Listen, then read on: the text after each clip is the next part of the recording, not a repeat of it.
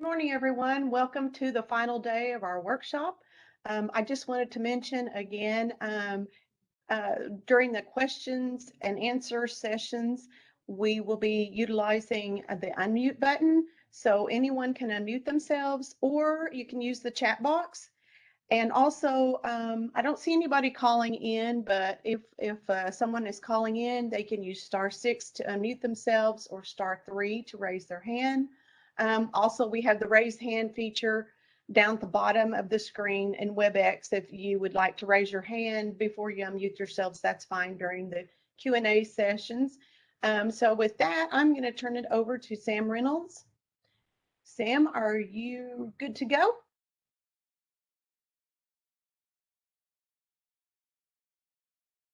I'm good to go. Thank you. So good morning, everyone. Welcome to the third day and final day of the Non-Point Source Grant Workshop. The first 2 days have been incredible. We've had a great array of presenters and sessions, and we feel like it's going pretty well, and the attendance has been very good. And so we hope to continue that throughout the day. Of course, today will be an earlier day than the other 2 days.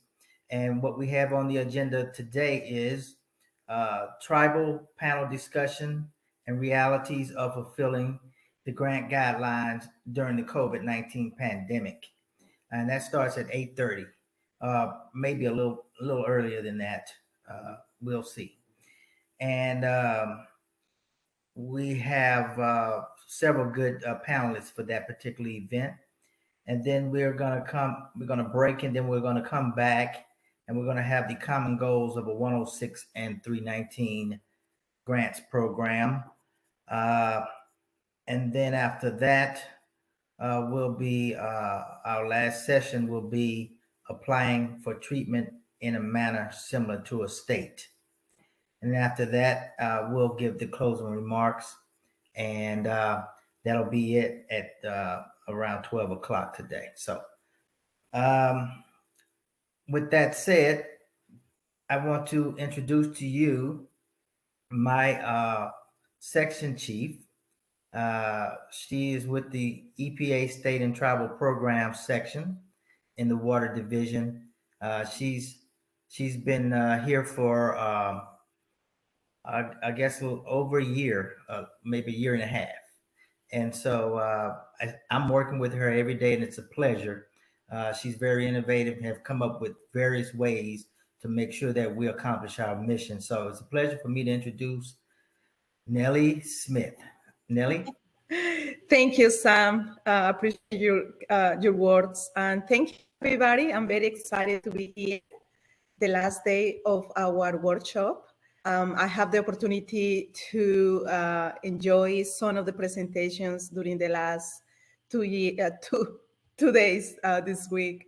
And I'm very excited to be here. I would like this opportunity just to share with you the amazing work that my project officers in my sections do every day.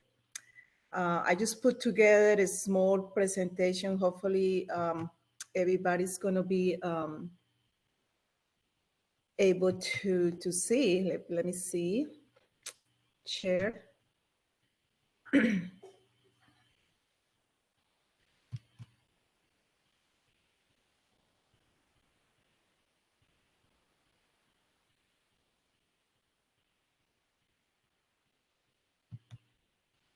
Okay, a few more clicks.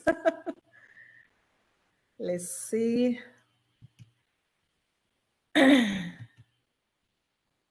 Okay, can everybody see my presentation? Yes, we can. Okay, well, good morning, everyone, again. I'm very excited here just to present the work that the project officers, again, do here in my section. They really are the intersection of science and funding. So who we are, who is the project officers within the State and Tribal Program section within the Assistant Branch. So we have Kara Alexander, Sam Reynolds, Nicole Witt, Teandra Taylor, Latasha Roberts, Emily Binayon, Yesenia Lugo Holmes. So Carol Alexander is the lead for the Clean Water Act 106. Sam Reynolds with 319, the non-point source. Nicole Witt helped us with the multipurpose grants as a coordinator. Teandra Taylor also is the lead for the RTOC, putting together all the items for the RTOC reporting. She is the Water Division point of contact. Latasha Roberts, Emily Benayon, and Yesenia Lugo Holmes are the last additions to my team. So what do they do? Amazing work, as I mentioned before, but mainly they manage federal awards, in this case, the 106, 319 grants. Within those authorities, they also manage multipurpose grants and the partnership programs, PPGs grants. They do monitor those grants, especially the performance of work under the terms and conditions of the assistance agreements. They are really key resources for the program. They do coordinate with the technical and programmatic aspect of the program. They do review performance reports, progress report, closeout reports. They do an amazing job in helping management, senior leaders when they do have to do briefings with the government to government consultations, items, TAS evaluations, as Sam mentioned previously, is amazing work on assessing potential programs under the 106 and 319 programs here in Water Division. They do also coordinate with opportunities, national level competitive programs under the 319 and the base programs. Recently, Kara Alexander put together a strategy checklist for the 106 allocations. Her presentation was really amazing.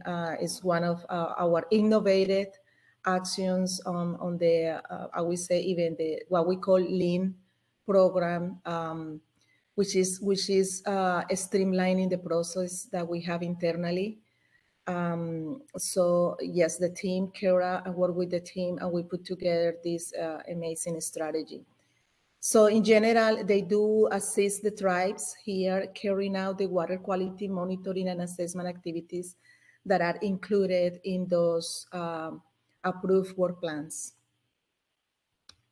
Key areas of responsibility for the project officers, as I mentioned, they negotiate the work scopes, budgets, program guidance. We do receive guidance from headquarters on how the money should be expended. And they are very familiar with the rules and regulations. They do conduct a lot of reviews on grant applications. Internally, we have systems how to monitor those grants. They also assist the grantees in ensuring all documentation is completed under the federal award. Sometimes they do also frequently conduct post-award management, monitoring progress, and performs all the duties under the closeout procedures. In the last two years, I would say I start here my this position back in 2020. I was the stormwater coordinator for the region 6, and I did also I work under Superfund, the remedial project management manager. I was back in 2018. So one of the things that really I'm looking just to compare my previous positions within the EPA is here with grants, how we look, the importance of the reports that you all produce. They're very important. They really tell us the story of the work of the project. So it's one of the key areas that I'm focusing, or I have focused in the last 2 years, and we will continue in this key area of the program. We're looking and reading, reviewing your progress reports, how those those reports and link with outputs and environmental outcomes. At the end of the day, this Clean Water 106-319 is under the Clean Water Act. The goal is really reducing the number of impaired waters that we have, either by 106 monitoring, assessing the waters, and the 319 actually implementing best management practice to reduce pollution in the surface waters. So it's very important for you to show in your reports successes, achievements, even challenges. I did hear the presentation. I was part of, I listened the presentation from Santa Clara. I believe it was yesterday, and it's amazing all the challenges that they've been facing with the fires in New Mexico, and really it was great opportunity for me to see that it's important to show progress, but I think demonstrate challenges and how the tribe has been able to succeed and pass those barriers. Other than that, thank you so much. Again, my name, Nelia Smith, State and Tribal Program Section Chief under the Assistant Branch. And here is my email, my phone number, and please do not hesitate to call me if you have any questions. Thank you, Sam. Back to you.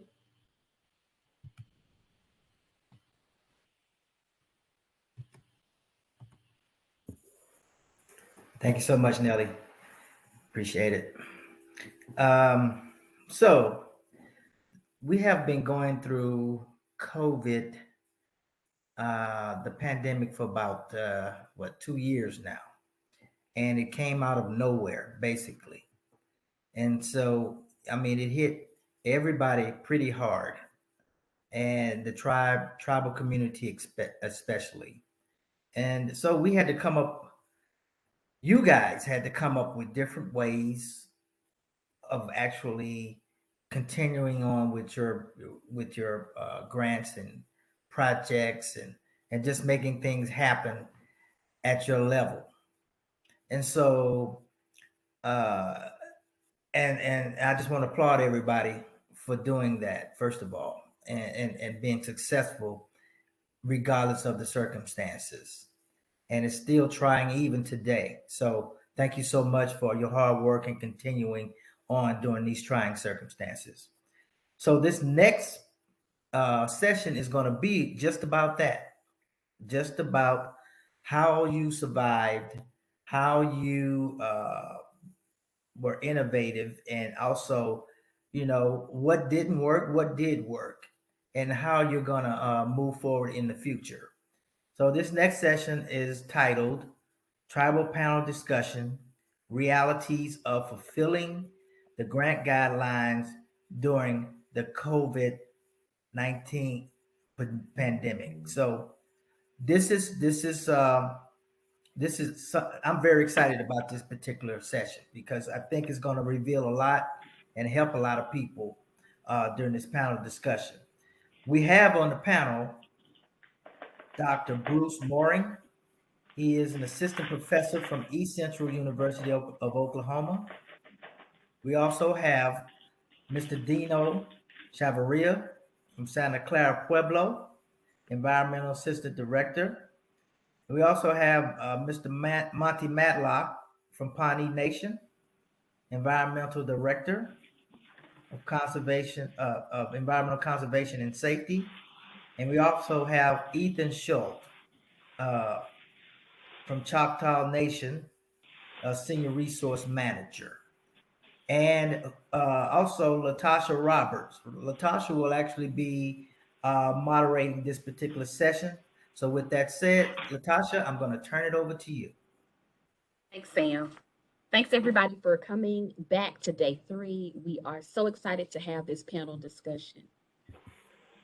Well, if you have ever been watching social media or the different memes that people will post, and there's this new, we'll ask that everybody put themselves on mute if you're not speaking right now.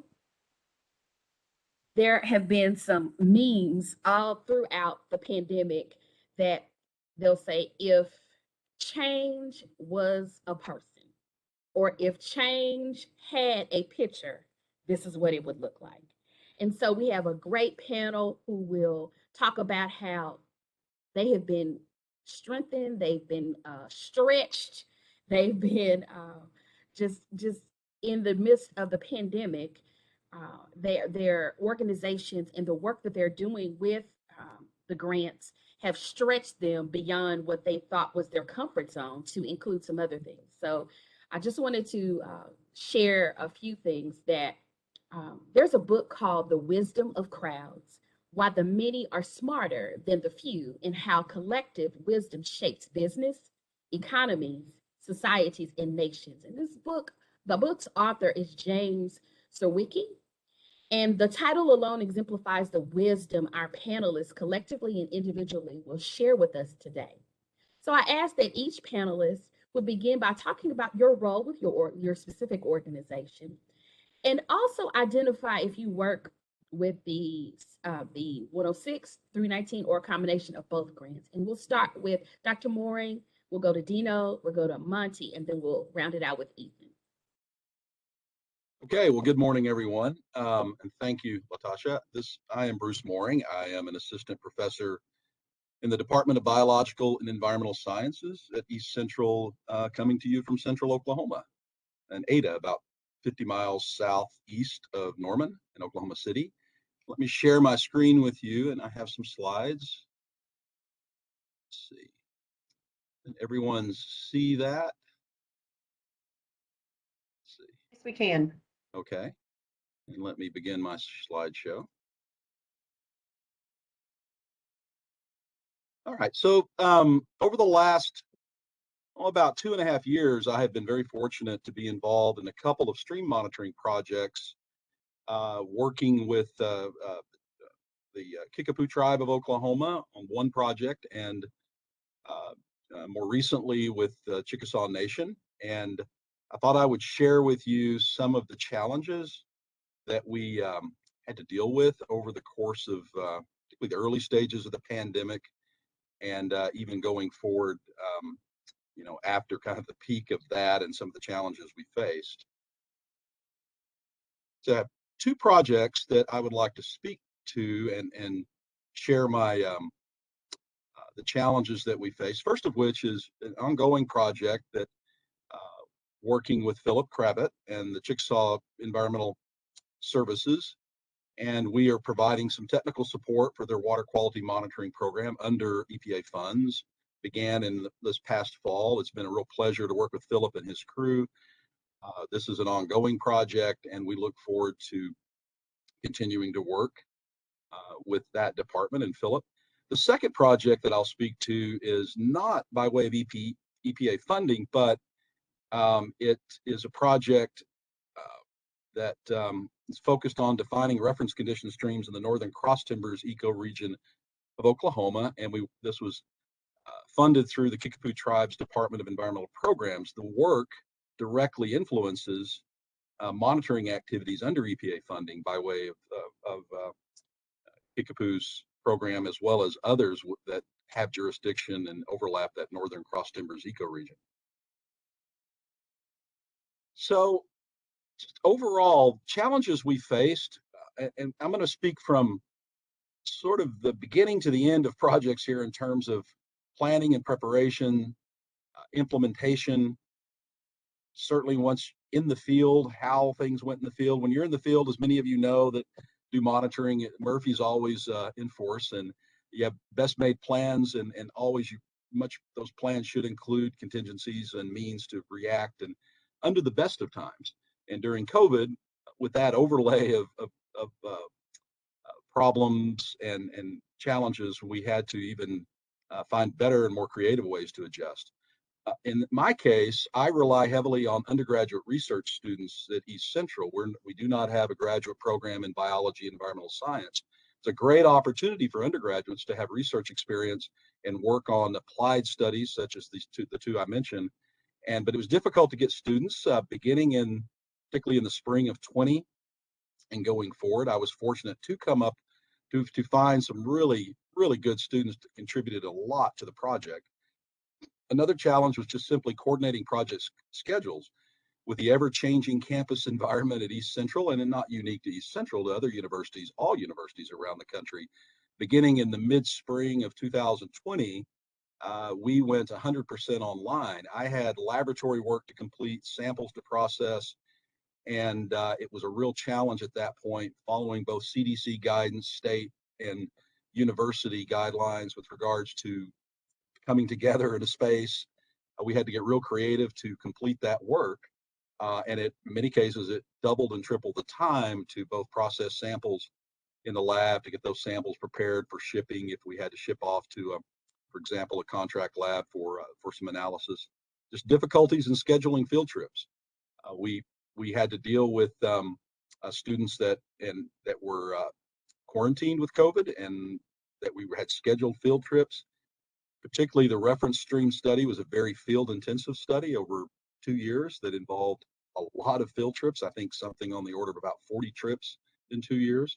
So as you can imagine, it was difficult schedule, a lot of scheduling and rescheduling, and trying to remain, for example, within the index period during that time and get all the work done. It pushed us often right to the up against the far end of the index period to make sure we got the work done if we were collecting, for example, biological samples. Somewhat increased analytical cost at contract labs. That was post budget and approval of budgets and project plans. So we had to make some adjustments there within budget to meet those additional costs. Availability of field and lab supplies. I'll speak to that a little more here in a moment with some detail.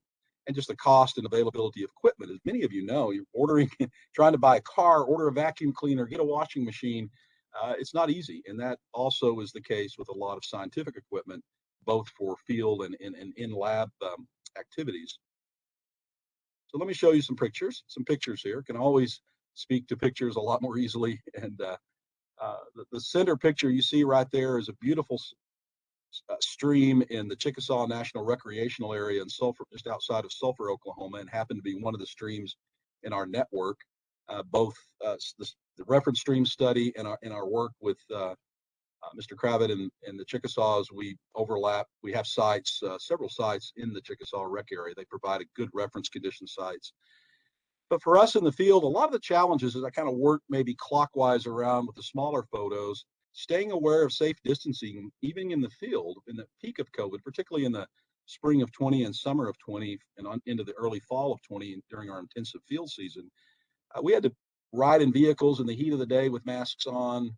We were on site and trying to social distance on site. We had to spread out between vehicles, sometimes with 2 vehicles when normally we would take one. Hiring students simply during long field seasons. The projects, the reference stream study, intensive field season for stream habitat and biological sampling. For example, we would begin in May and run through August. That included water quality sampling as well. And simply hiring students for that long field season was a difficult challenge. And for purposes of access to sites, locating landowners, that's always a challenge. But it seemed to be more of a challenge. I've done a lot of this over the years. I wore a hat before I landed at ECU. I was with the U.S. Geological Survey Water Science Center in Texas and dealt with a lot in a state with so much private land ownership as in Oklahoma, even more so in Texas, challenging to find landowners. Often you're mining down into property that may be in a trust to try to make a contact. That was particularly challenging during COVID. And I don't know if people were more reluctant to reply to phone calls or emails or what. And then also just scheduling data collection during the index period. As I mentioned, we were doing a lot of intensive water sampling and also biological and stream habitat assessments. And we had to try to fit that in with students not available because of COVID and their quarantining or other issues. And we were able to do it, but it's certainly one of the most challenging periods of field work for me in my years of doing this type of work. And just securing needed field equipment, supplies and the like for field work took a little longer in purchasing and finding and getting equipment to us in a timely manner. And then in the lab, we had a lot of challenges with lab supplies, in particular alcohol. We use a lot of ethanol for preserving biological specimens, fish and invertebrates, for example, and that it was challenging to get alcohol, as you can imagine, with all the need for hand sanitizer. We had to scramble to get alcohol. We had to kind of go in some of our reserves. We fortunately had a fairly substantial reserve of alcohol on supply, but we did have to order some more. That was sample bottles and shipping costs, all of these things that, particularly on the cost side, that you always try to make sure you've accounted for those types of contingencies, changes in cost a little bit in your budget, but you can only do so much with that. And lab personnel, we had some turnover of student workers. That ties into the third bullet there, students that we train to do the, some fairly involved lab procedures with water samples, with invertebrate subsampling invertebrate samples, with calibrating and maintaining Datasonde, multi-probe meters, things like that. You train them, and then they go out with COVID or leave and have to find someone else. And of course, just indoors, and in particular, spacing and wearing masks. We had to make accommodations in our labs for appropriate spacing and mask wearing at all times that we normally would not have to do, which had some, student workers in particular liked to interact in the lab, and we had to space them out, and they had to wear masks, and there was definitely a drop in interaction, and it slowed down production somewhat, but not too much. But I just want to end with this. I mean, in every case, I can say that without the good people that the students, this photo and the middle one here in the top right are undergraduate research students who helped on these projects, and without them, for this old fella at 62 and getting a little slow and not as capable of doing field work, I can't thank these folks enough. And also how they coped and dealt with COVID was amazing. And then the bottom two pictures there on the bottom left and bottom right, working with Philip and his crew. It's been a delight to work with them and start to interact with them on the project, technical assistance for their department. And people find a way to get it done. And I was very impressed and continue to be impressed with all of these folks that I work with. And with that, see if I can.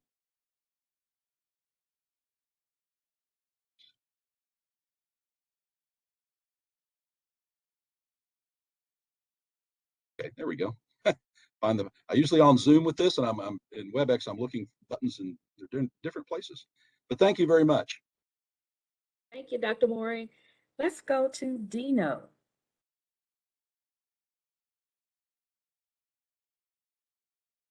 Dino, you know what? You're on mute.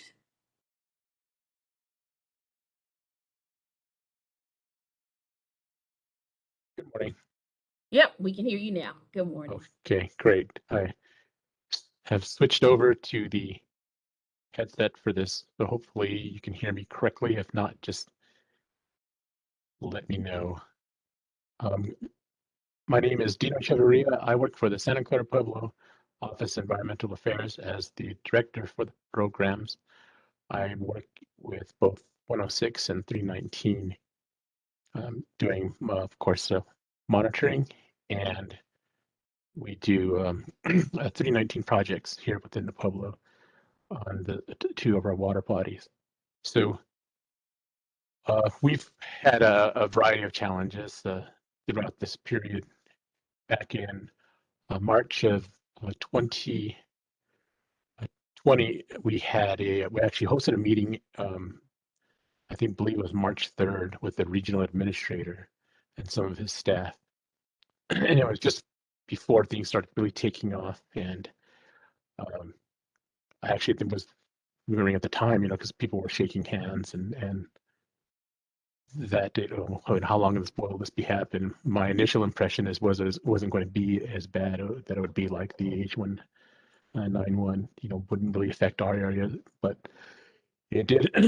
and within 2 weeks of that meeting, the Pueblo had shut down. We were all called into a meeting, and again, that was about our last face-to-face meeting, and told that the Pueblo would be shut down, there would be curfews, and that we would have to go through checkpoints to come to work. So we'd have to make sure we had our identification, our work badges in plain sight and to show them when requested. So that is still continuing to this day. So, but there was a health order that was issued shortly after, I believe, the following month in April of 2020, that limited the amount of people, who could be gathering, and then also established procedures that stayed in place for if someone is exposed to COVID or tested positive for COVID. So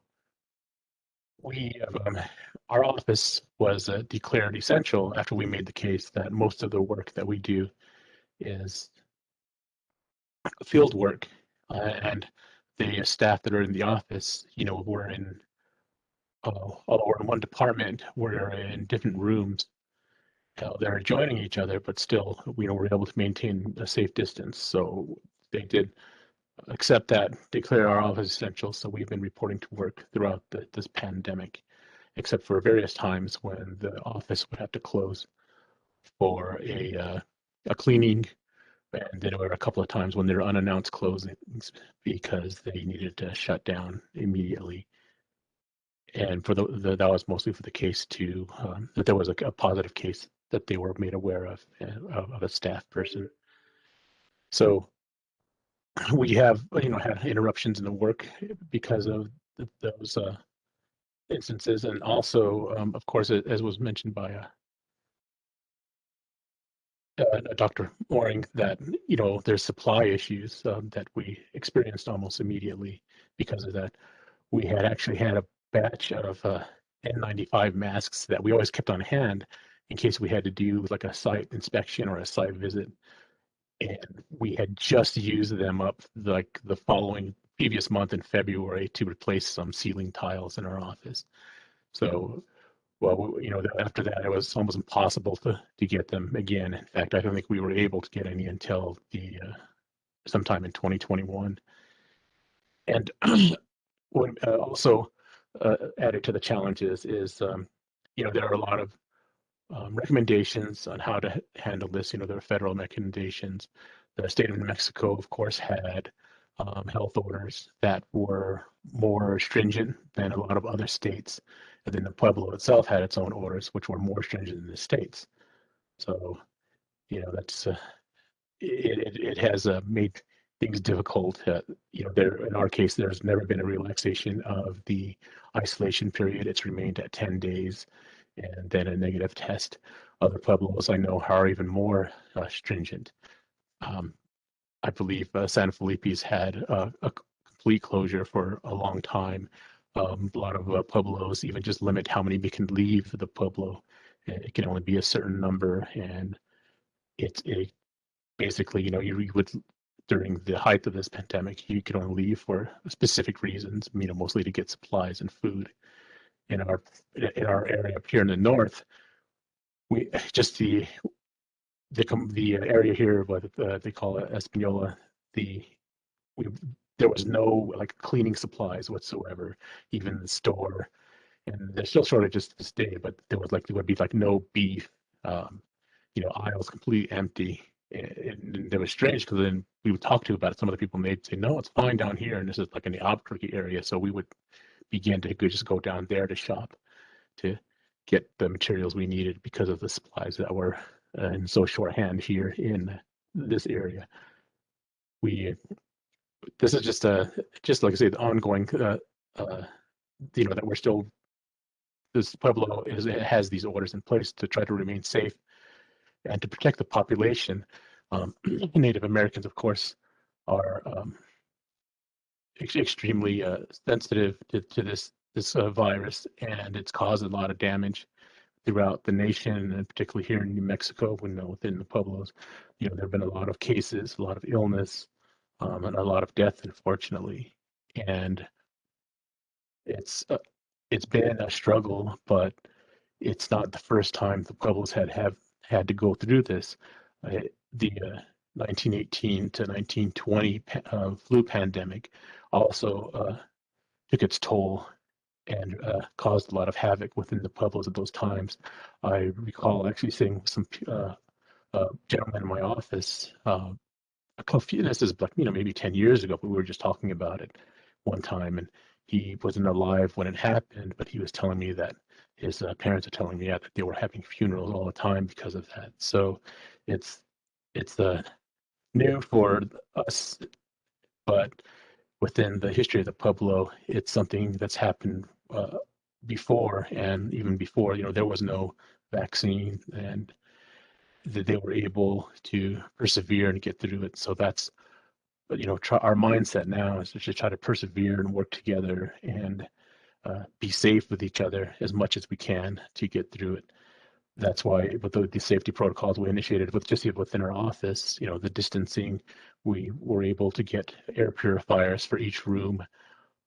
We mask when there's more, if someone comes into the office, within the vehicles, it's mandated that everyone has masked up. And at the height, even outside the vehicle, everyone was had to wear a mask. That's been since relaxed. But,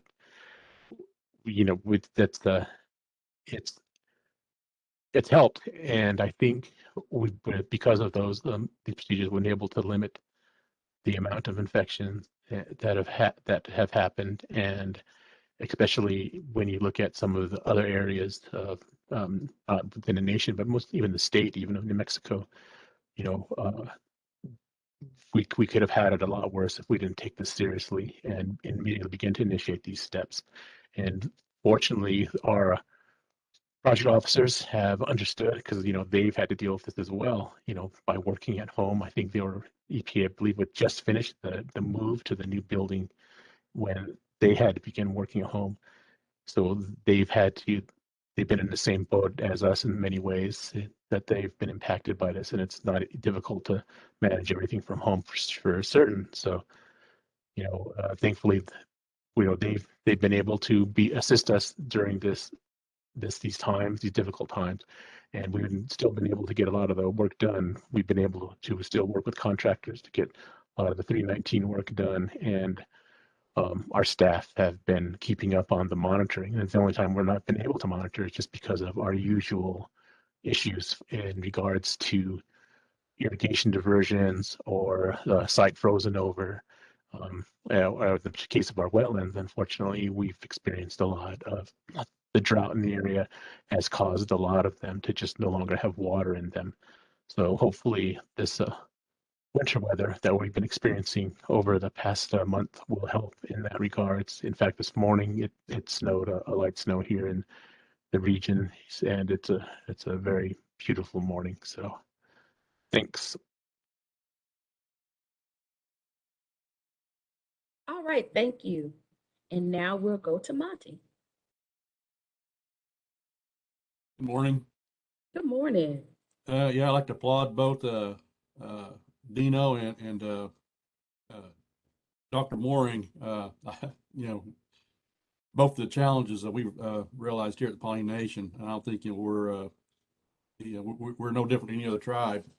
I'm not sure about you guys, but 2020 is just a blur. That year was unreal. 2021 wasn't much better, but hopefully we're getting things back to normal, or at least getting used to it now in 2022. But, thinking back, I thought, well, we muddled through it.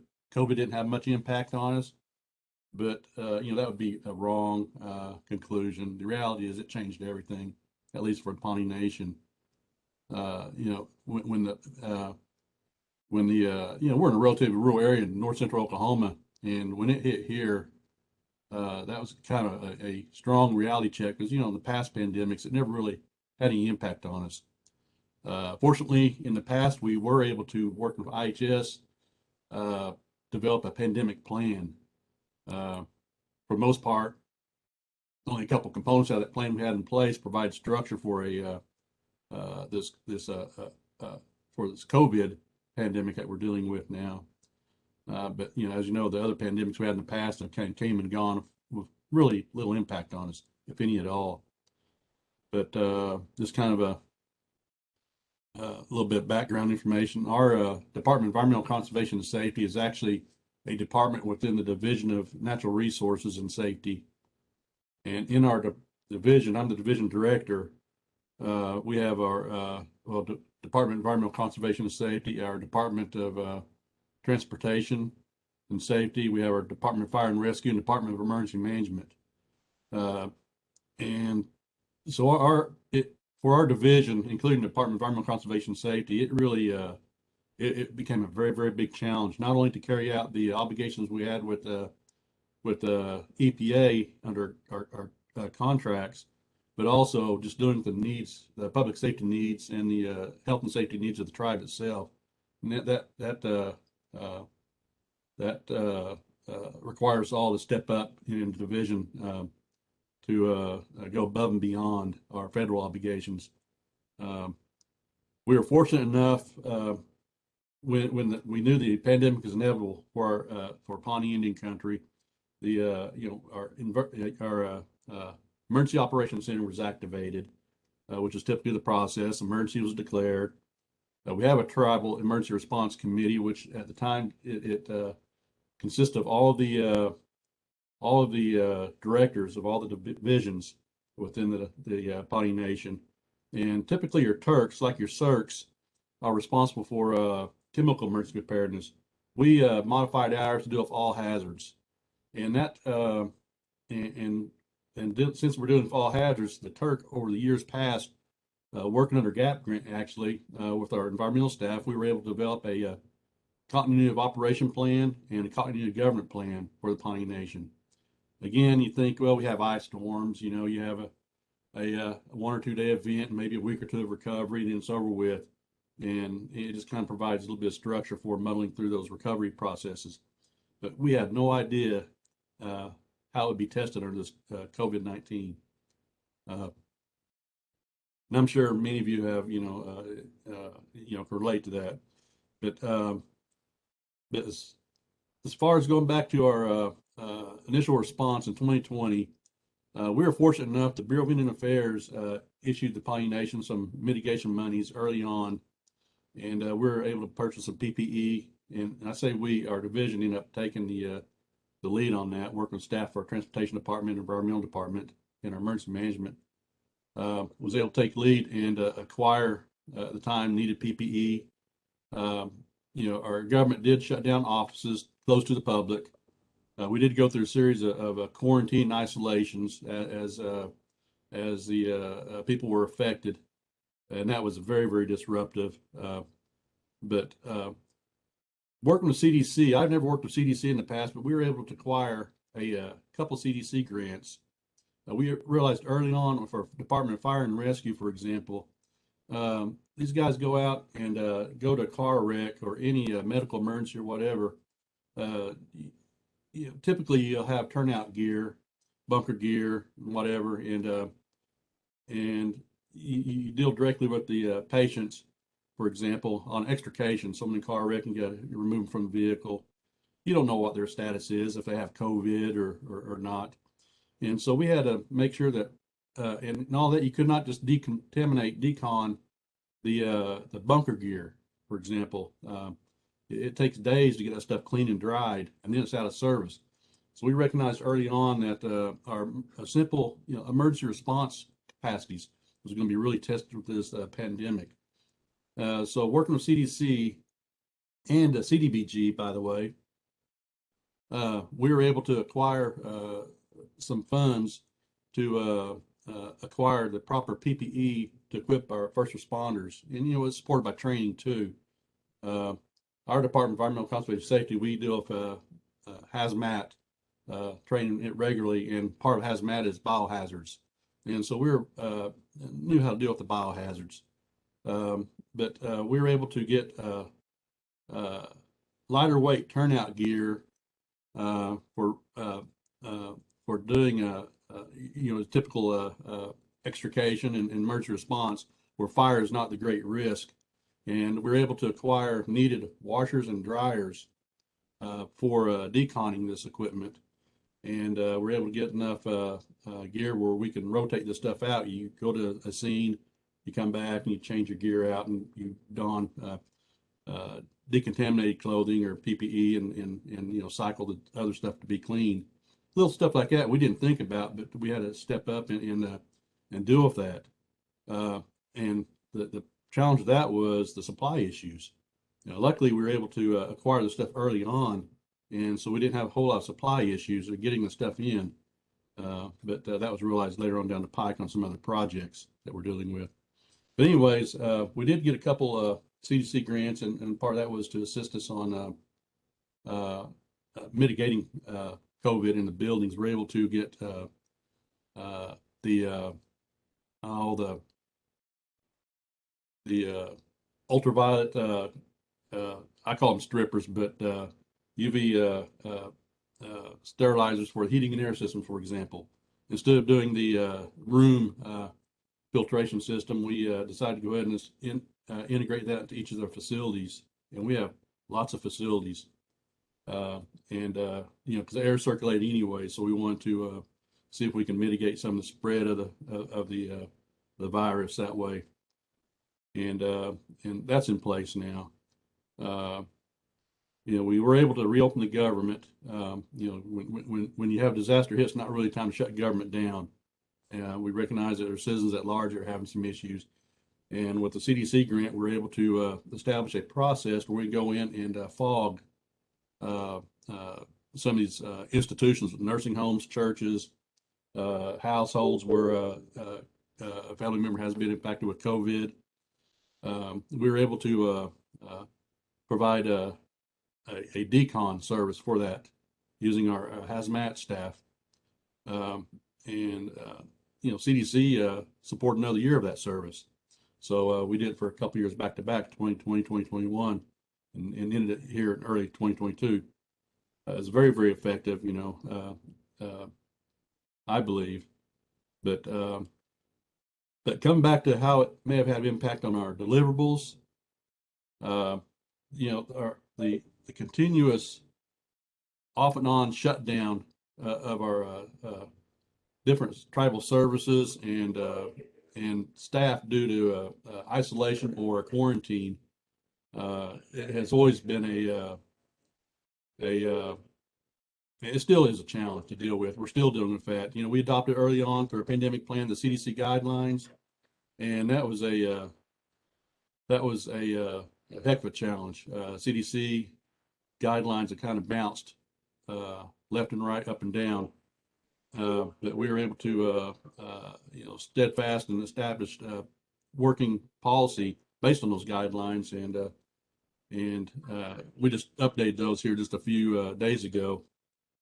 But anyways, getting our supplies in, the lab supplies, I would not have thought that we'd had a challenge getting our lab supplies in, but it is a great challenge getting those in. Some of our we're able to take advantage of EPA multi-purpose grants a couple of years ago, and we ordered 2 pieces of field investigation equipment. It's just almost like a GPR. I call it GPR, but it's a little different version of it that we use for chloride contamination and around tank batteries, subsurface chloride contamination. And the other was a immunoassay used for pesticide testing in the water columns. And we had a challenge on getting our, for example, our immunoassay. We had a 1-year grant. I bet it took 9 months to get that thing in after we ordered it.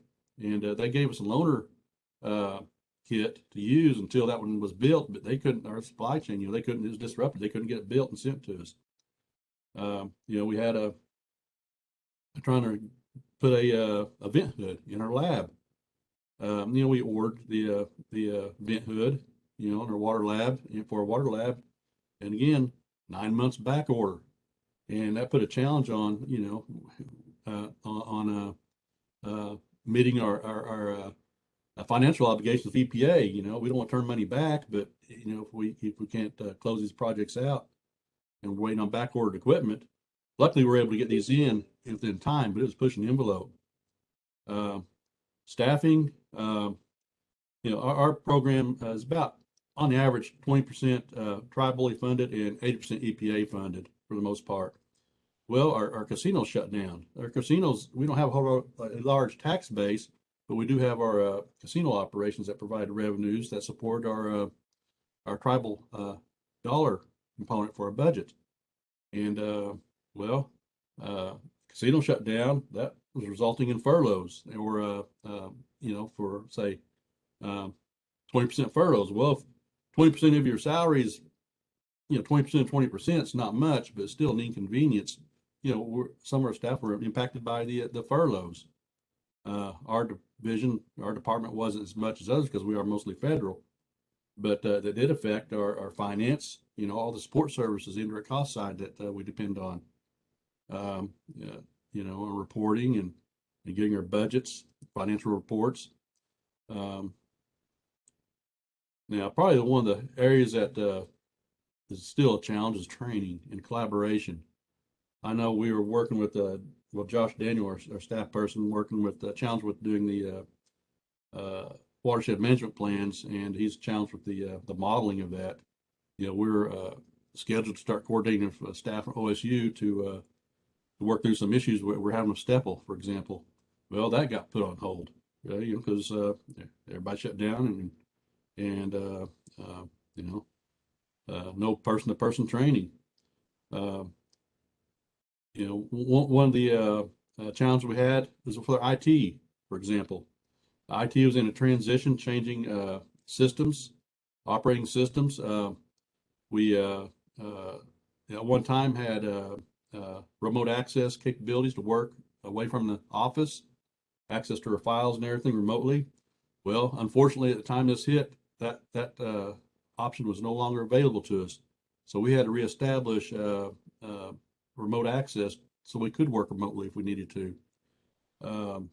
Someone gets quarantined, well, work remotely, go home and work. But we had a mandatory shutdown of our offices. Well, we can work remotely.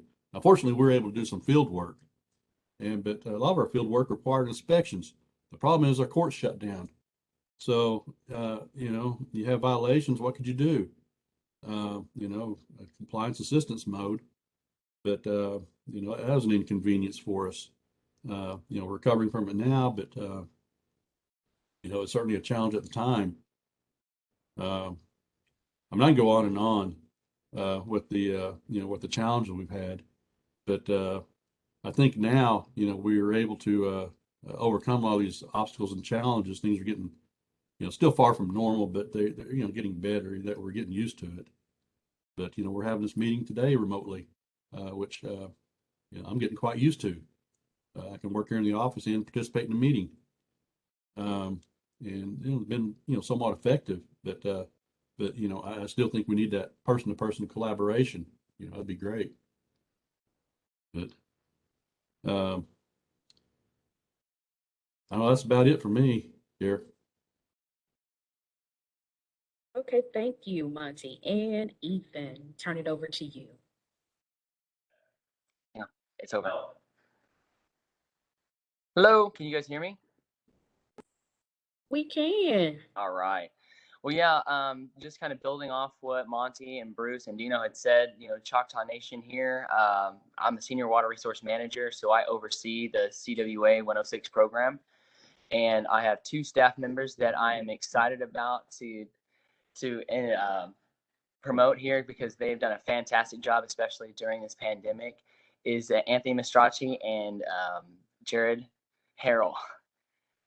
So I really want to give kudos to those guys because they have definitely taken this program, especially during COVID, and made it great. So yeah, we have had issues.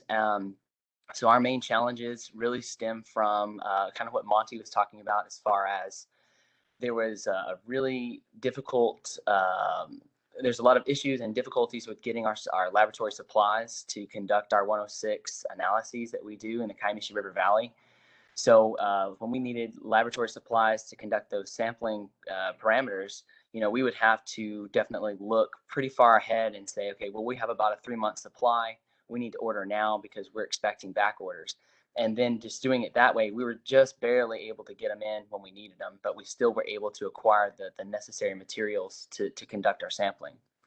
A major difficulty and challenge that we've experienced, especially with COVID-19, has been the lack of travel and the lack of the ability of my staff members and myself to attend capacity and training events in person, building relationships. Because during that 2020 timeframe, we went from everyone's in-house, everyone's doing their jobs, everyone's in the office, out in the field. March hits, Choctaw Nation shut down for about 3 months completely. So we were all working remotely. We did not do any sampling because we were worried about staff members being in close contact. So from there, we finally started figuring out how to deal with the COVID-19 situation and pandemic. And we put in stringent standards and measures to say, you have to wear a mask, you can't ride in the same car to the field site. So that was another challenge. We had to figure out where we're going to find another car to help my guys get out to the field and conduct sampling. Well, then the other issue became, well, now we can only have one person in the lab, and we're used to having two being very efficient. Well, now we only have one, or they have to kind of stay on either side of the room, and the instruments are all on one side. So it became kind of a balancing act of, okay, well, we'll have you guys do this, and the calculations will be done by someone else in the other room. So it's kind of a segregation of duties that were at one time kind of jointly done together and side by side.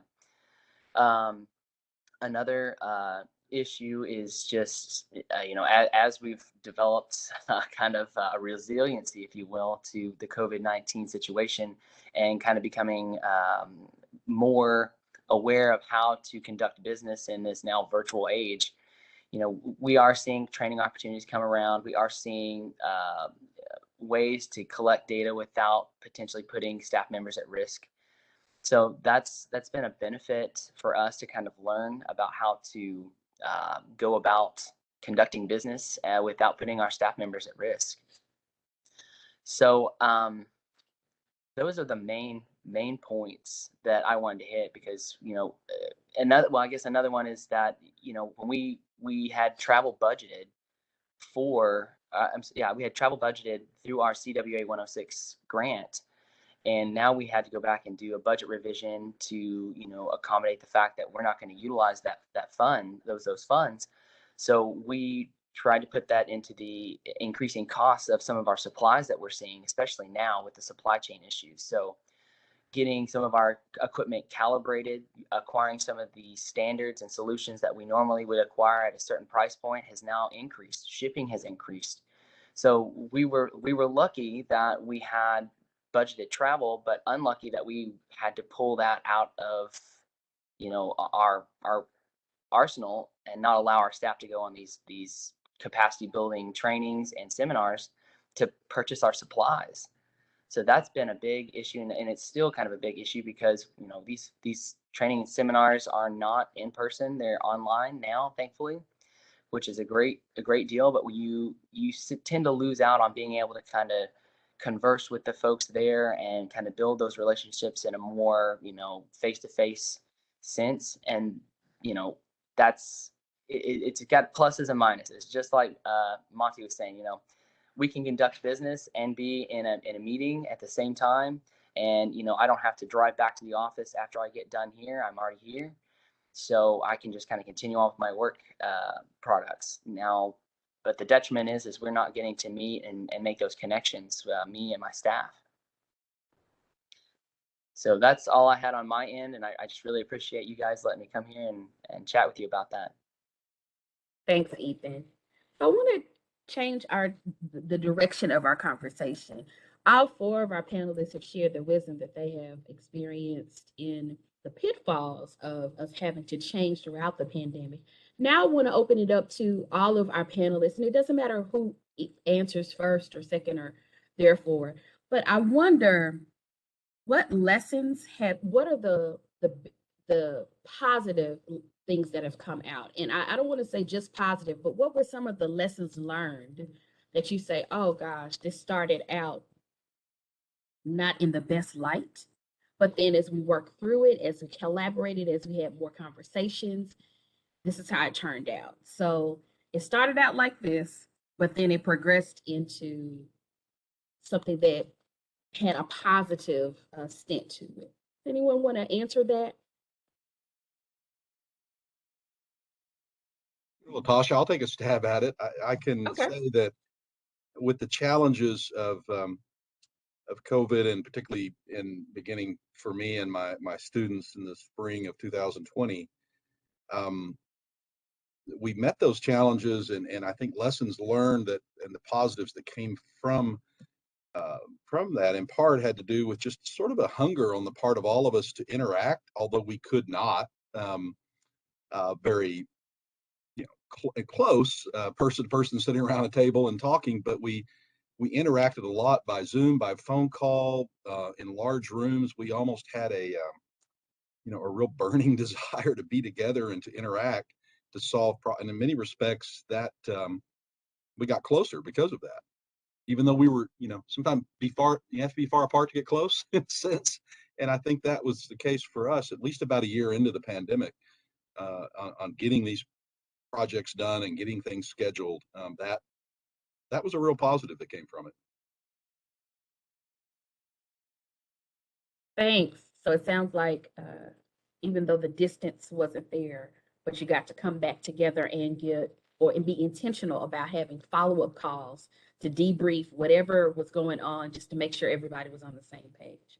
Thanks for sharing that. Is there anyone else that wants to chime in on some lessons learned from our panelists, or at this time also, if there's anyone that wants to raise your hand or unmute yourself to come into the conversation, or use the chat feature. This is all about us learning from all of us at the same time. So Ethan, I see you. Yeah, so I just want, I think one of the positives that I've definitely seen, heard, and been involved with is that, kind of like I mentioned earlier, we can be on this Zoom meeting and we can bring in talent and expertise from across the world, across the country. We can sit down, pick their brains, instead of having to stop everything we're doing for a week and go to a conference. But like I said, it's kind of that double-edged sword, because we get that information, but we don't get that, person to person in-person aspect that is really necessary for building relationships. But we definitely get that expertise to help our programs be better. Thanks, Ethan. I definitely think that all of us have some type of experience with, the pros and the cons of being in person or being distant or being online. And I see something in the chat. Monty, this is from Steve Epting. He's saying if you need a STEP L support, you can reach out to Tetra Tech, and he's giving the information. So just go to the chat feature or reach out to Steve to see what he's saying. Okay, will do. Thanks. Okay, no problem. And so I want to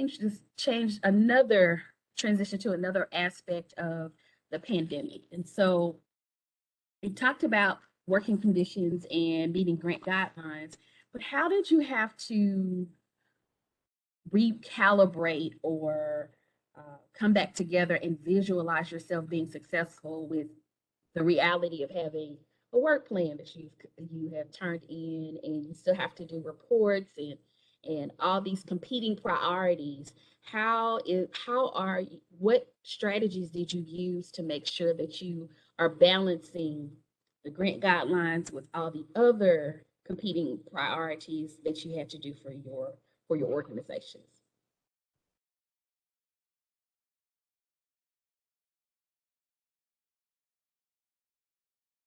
And that's not directed to any particular panelist. That can be anybody. Well, I know we're challenged with taking on a few more obligations with CDC and the BIA early on this pandemic, and I mean, there's no question we had to fulfill our federal obligations to EPA, for example. Our transportation staff had to fulfill their obligations with federal highways. Our emergency management staff, fire and rescue staff, they're tribal dollars anyway, so they were able to shift their priorities. But for us that have other federal obligations, it's a little bit more of a challenge.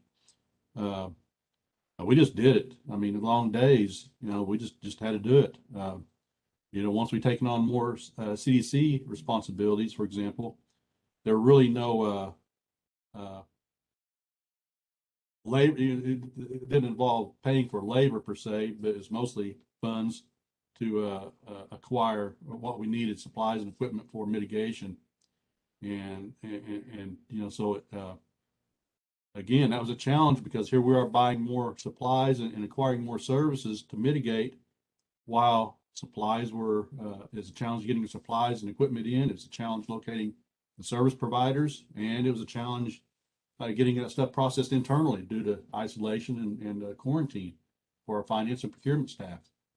You know, lots of challenges, but we muddled through it. I think that's the greatest part about your sharing of your wisdom today. You said you muddled through it, but you got through it to the end. So, and you're still doing it. So, and I think everybody can attest to that today. I also want to change gears. So we're talking about it from a professional, from a career and work related standpoint of the pandemic. But I want to ask each panelist to talk about how have you dealt with the physical or the mental health of being aware that yes, there's distance, yes, there are challenges within the job, but how have you attempted to make sure that your own personal physical and mental well-being and the well-being of the employees that you manage are a part of that wellness plan?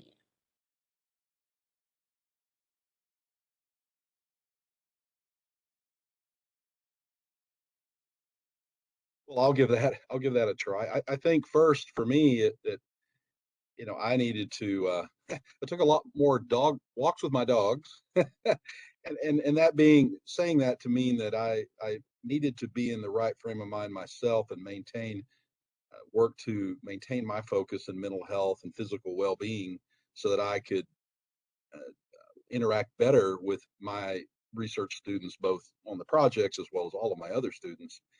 And then that thinking encouraged me and fortified me to make more efforts to reach out to the students in more creative ways, having to learn a little bit more about social media and just maintaining contact with them when we normally would see each other every day in the lab, for example, or in the hallways. And so just finding more creative ways to reach out and contact them and stay connected just on a personal basis, sometimes even if it was not anything regarding a project specifically or a task that I needed done or needed to convey what needed to be done, just to stay in contact. And that seemed to work well and kept us all a little elevated to kind of keep going. Thank you. Is there anyone else? We want to open this up. I know we've been talking to our 4 rock stars here. Oh, Ethan, I see you. Come on. I just wanted to kind of build on that because I definitely agree with Bruce. My dog and we went on a lot of walks. And it was really good to kind of take that mental break because you don't realize when you're at home, you're kind of in your element. You wake up, you start working, and then it can be 5 or 6 o'clock and you look up and you're like, I got everything done or partially done, but there's still more to do. And you have to remember that if you don't take care of yourself, you're not going to be able to provide the work product that you've been providing previously. And then you get burnout. So, and another way that I tried to make sure every morning, especially during that time that we were sequestered at home for 3-4 months before we started trying to kind of intermingle back in the office at like 20% and then 50% and what have you, we had daily calls in the morning, just kind of like a group meeting every morning. We usually in the office, everyone kind of swing by my office or I'll swing by their office. We'll chit chat what's going on, how you guys doing? And that kind of helped kind of keep that routine, but it was just through a call or through Zoom. And, that really helped everyone kind of reorient themselves and it not be, we're out here kind of, in dark water all by ourselves. We're still a group, we're still working towards this goal and we're doing it together. And I think bringing everybody together at least once a day, sometimes we do it twice a day to kind of touch base, be like, hey, how you guys doing? I know you mentioned X, Y, and Z. Is that coming along? Are you guys doing okay?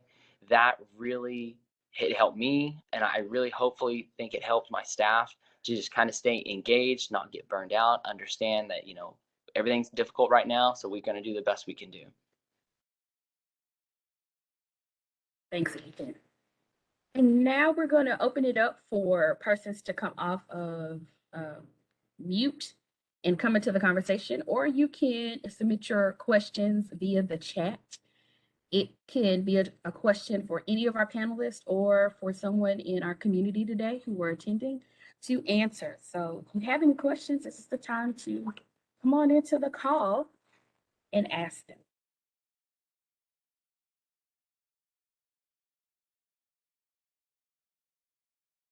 And we encourage everyone to ask a question. It doesn't matter if you are new to the grant world, new to this space, but we definitely wanted to give an opportunity for our participants to ask our panelists or ask the larger community for any type of burning or concerns or just observations that you might have had about how the two grants work together, how they can work together, and then also how we can partner together to work toward the same goals of these grants.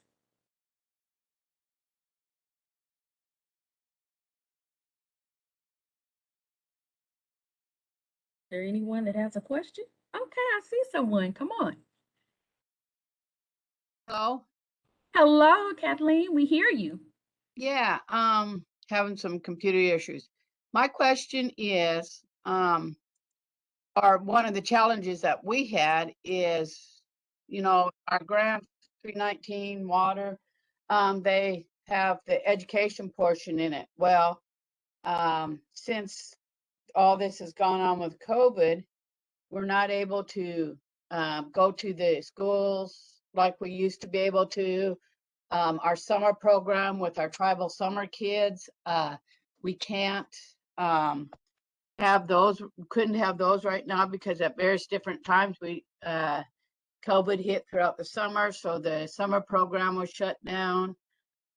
We've been trying to make information videos and stuff to get out to the schools because we had a mentoring program with the local school here where the high school kids were coming to our recycle center and everything, and then we were going to have plans to go out and have their streams class come out, and we were going to teach them about macroinvertebrates and things, and the school's not allowing us to do that now, so we're kind of limited on what we can do for education. And it's really a big part of our grants is that education, because we do have a huge education outreach that we do for the area.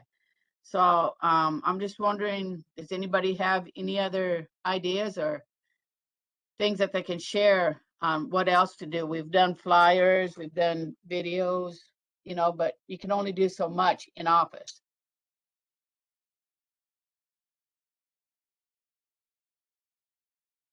Thanks, Kathleen. Anyone want to share? Might be one thing that you're doing in your tribal community that is making a great impact that can be a partnership idea for Kathleen.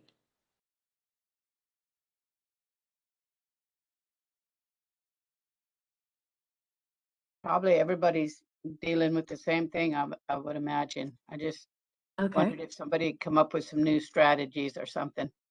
Okay, we have a comment from Kara or Cara Davis. We made bags filled with educational material, crayons, books, etc., and delivered to the school. So that's one method. Tammy says, yes, I do a virtual Earth Day celebration. It's not the same. She doesn't acknowledge that, but I would, thank you, Tammy. I would also say embrace technology because kids are on TikTok. Most people are on TikTok making videos, and you'd be surprised how when you share that video and get with the teacher that they will have a conversation around it. So of course that might change that interaction, but having a video that you share and they view, and then maybe they, have a video challenge where they make a video and they come back to you and share a video. It might have to be that kind of interaction where you use your technology to talk about your experiments, talk about how you're making an impact to fulfill the grant guidelines, but also get that outreach and educational portion out of to the surrounding community. Yeah, unfortunately though, we're not allowed to use TikTok at work. So, okay. Yeah. So, we do have a page, environmental page on Facebook.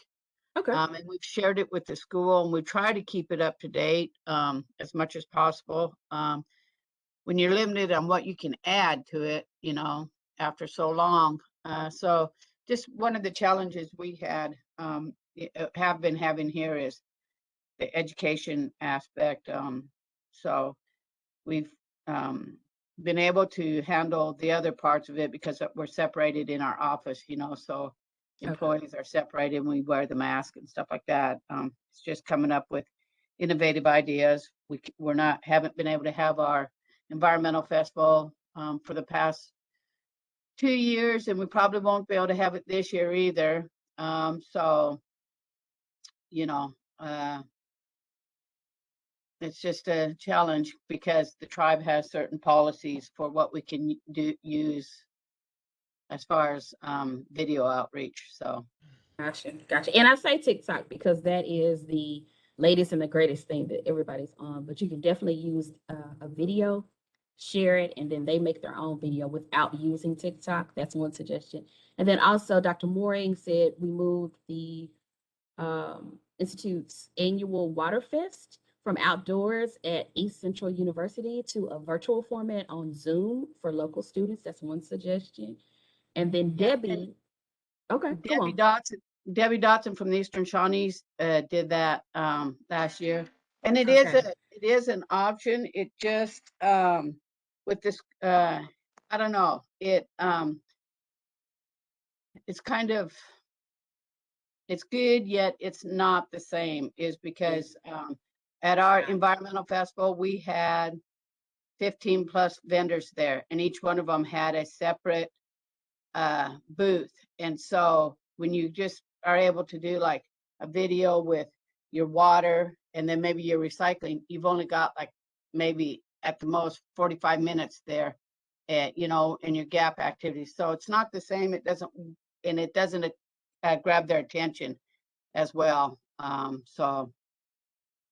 Okay, thank you. And so just a couple of comments. Debbie Dotson said we did create some videos for our YouTube, had materials delivered to the schools, and added materials to elder food pickups for Earth Day and our food distribution. And again, all of this is in the chat, so I'm just reading it so that if anyone can't access the chat, they'll hear it in real time. You can also, Cara also says, you can also put material geared toward the parents in the bags. And the bags are good because we are reaching elders and other tribal members, not just the children. Then Tabitha has a question. Where did everyone obtain the goodies for their bags, and how were they funded? And maybe and then another suggestion is maybe invite your vendors to contribute to the video. That's a good suggestion, Nicole. And then lastly, before we go to this gentleman, I can't see your name, but I see your video. Debbie Dotson says, we also bought butterfly kits from Uchi, and I might be butchering that name. Butterfly Farm, and had them shipped to the Learning Center and local 5th grade for Earth Day. So I think we have some good collaboration. That's a good idea. That's a good idea. Yep. Okay, and I see someone coming into the conversation. No problem, Kathleen. I don't see your name, Garland Kent. You are, did you want to suggest something?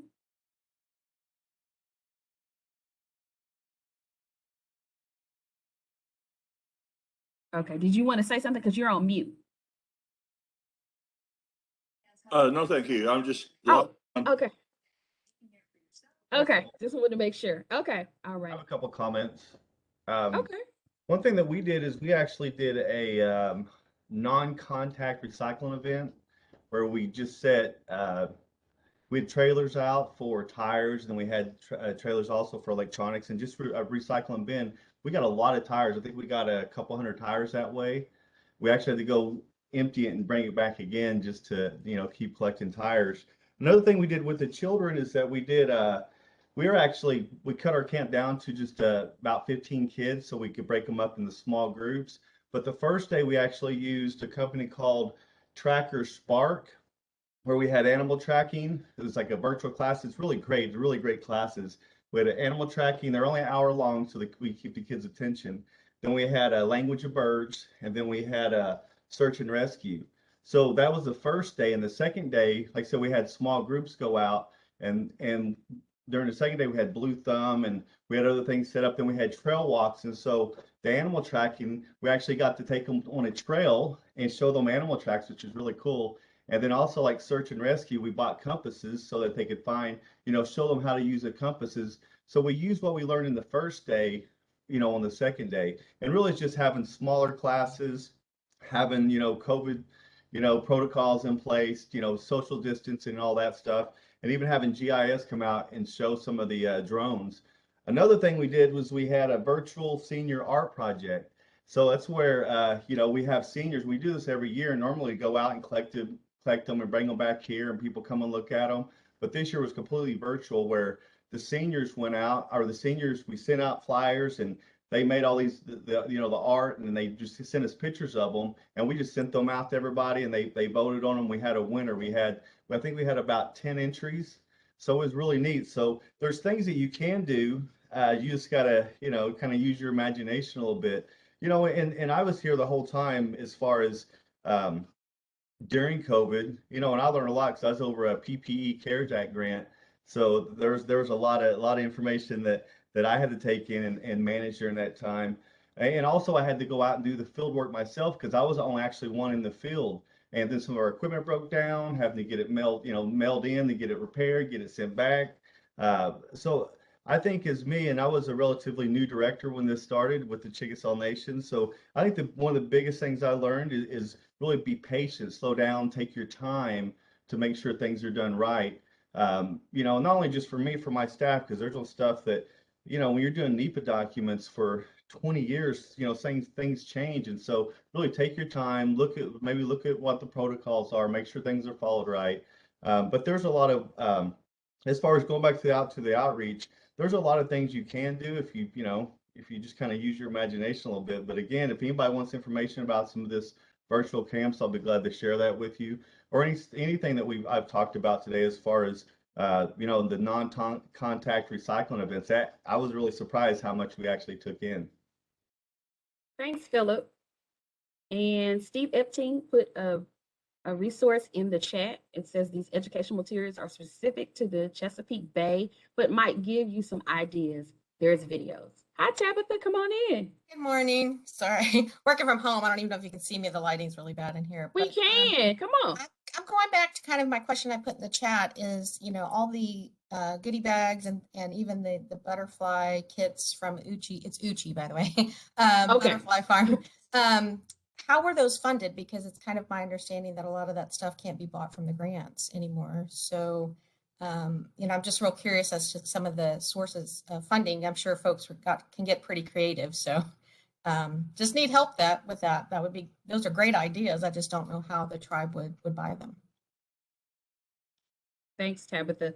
So we open it up to those persons who made the suggestions about the goodie bags. How did you use your budget to make that a reality?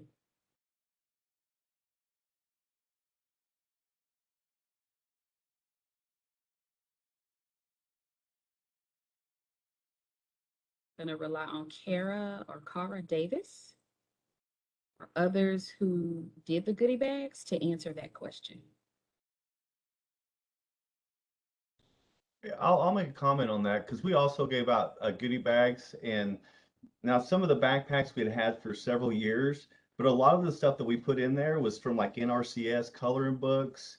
There's some state things you can get about spiders, about snakes. And so if you look out there, and I know that Carol Crouch would be glad to send you some information and handouts and coloring books that you could share, in some of these goodie bags. So I think there's a lot of stuff out there. You just kind of got to look around and see, see what's available. Yeah, that's kind of why I was asking you guys to avoid some of that searching. Yeah. Unfortunately, yeah, just it's kind of hard to find, especially when you're gearing toward just water. I have run across some coloring books that you can even kind of, download and print off and those kind of things. So yeah, just kind of trying to get some fresh ideas.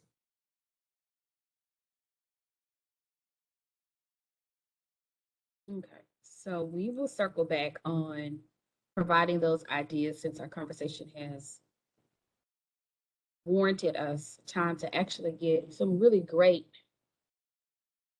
responses on how you've used your creativity, and you have recalibrated and visualized how can we still do the same, how can we achieve the same purpose of the grants, same goal, but just a different way. So thank you so much for that. Are there any other questions concerning the challenges that all of us know are a reality during the pandemic and as it continues? Or does anyone have any observations or statements they might make to say, you know what, we had to rethink how we achieve something, one particular area of the grant, or in general, another grant that might not fall into a 106 or 319, but it proved positive for your organization?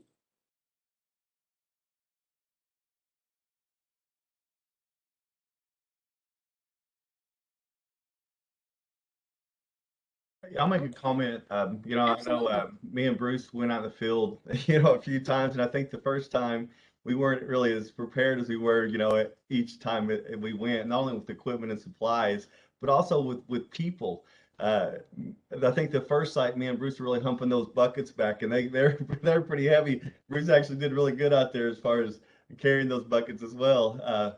But I think what we did is we actually went across other departments and said, hey, who would like to go electrofishing with us out here? And, you know, and we were able to get people from our real estate services that were still in the office, and other people who are interested in coming out, and, you know, guys who just like to be outside. You know, they're out there across our tribe, and sure other tribes as well. And so reach out across other departments and see who might be interested, you know, if doing activities that can help you, you know, and assist you during these times.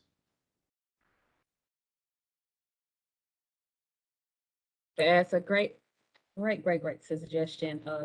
Getting back to one of the challenges that I think Monty talked about was partnerships and collaborations with other entities and other people.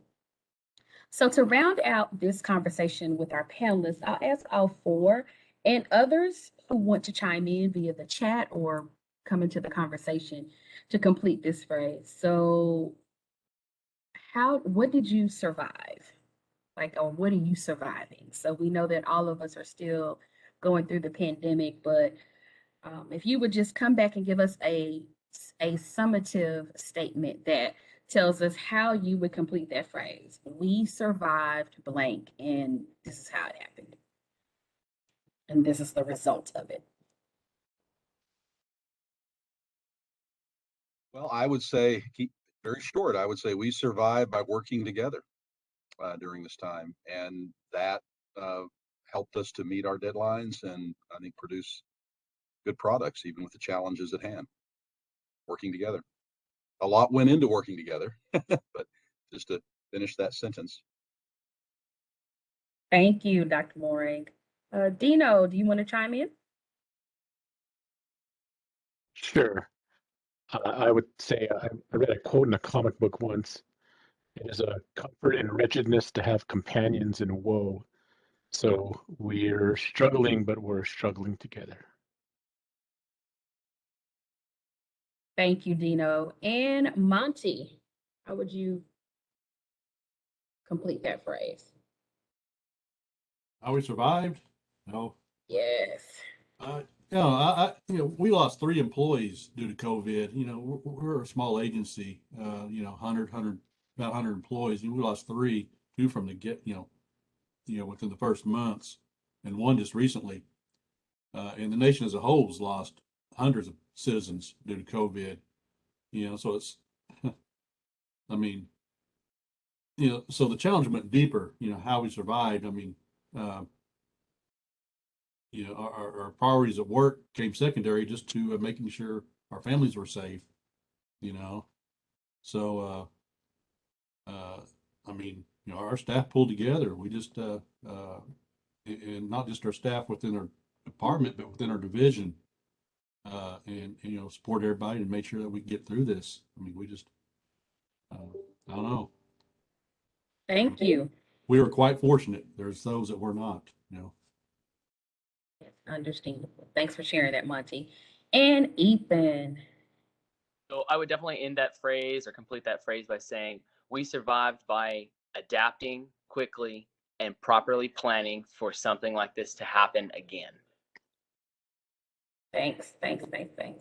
Well, thank you to our panelists who graciously showed us that there is wisdom in the room virtually, and we're only an email, phone call, or just a chat away from each other. And it proves to today that we want to thank each of our panelists for sharing their wisdom and all of our participants for being here to participate. And it just goes to show you that under the right circumstances, groups of people are better together. And today we've tapped into that knowledge, that expertise, and that experience our panelists bring to this forum. So without further ado, I will turn this back over to Sam Reynolds. Thank you.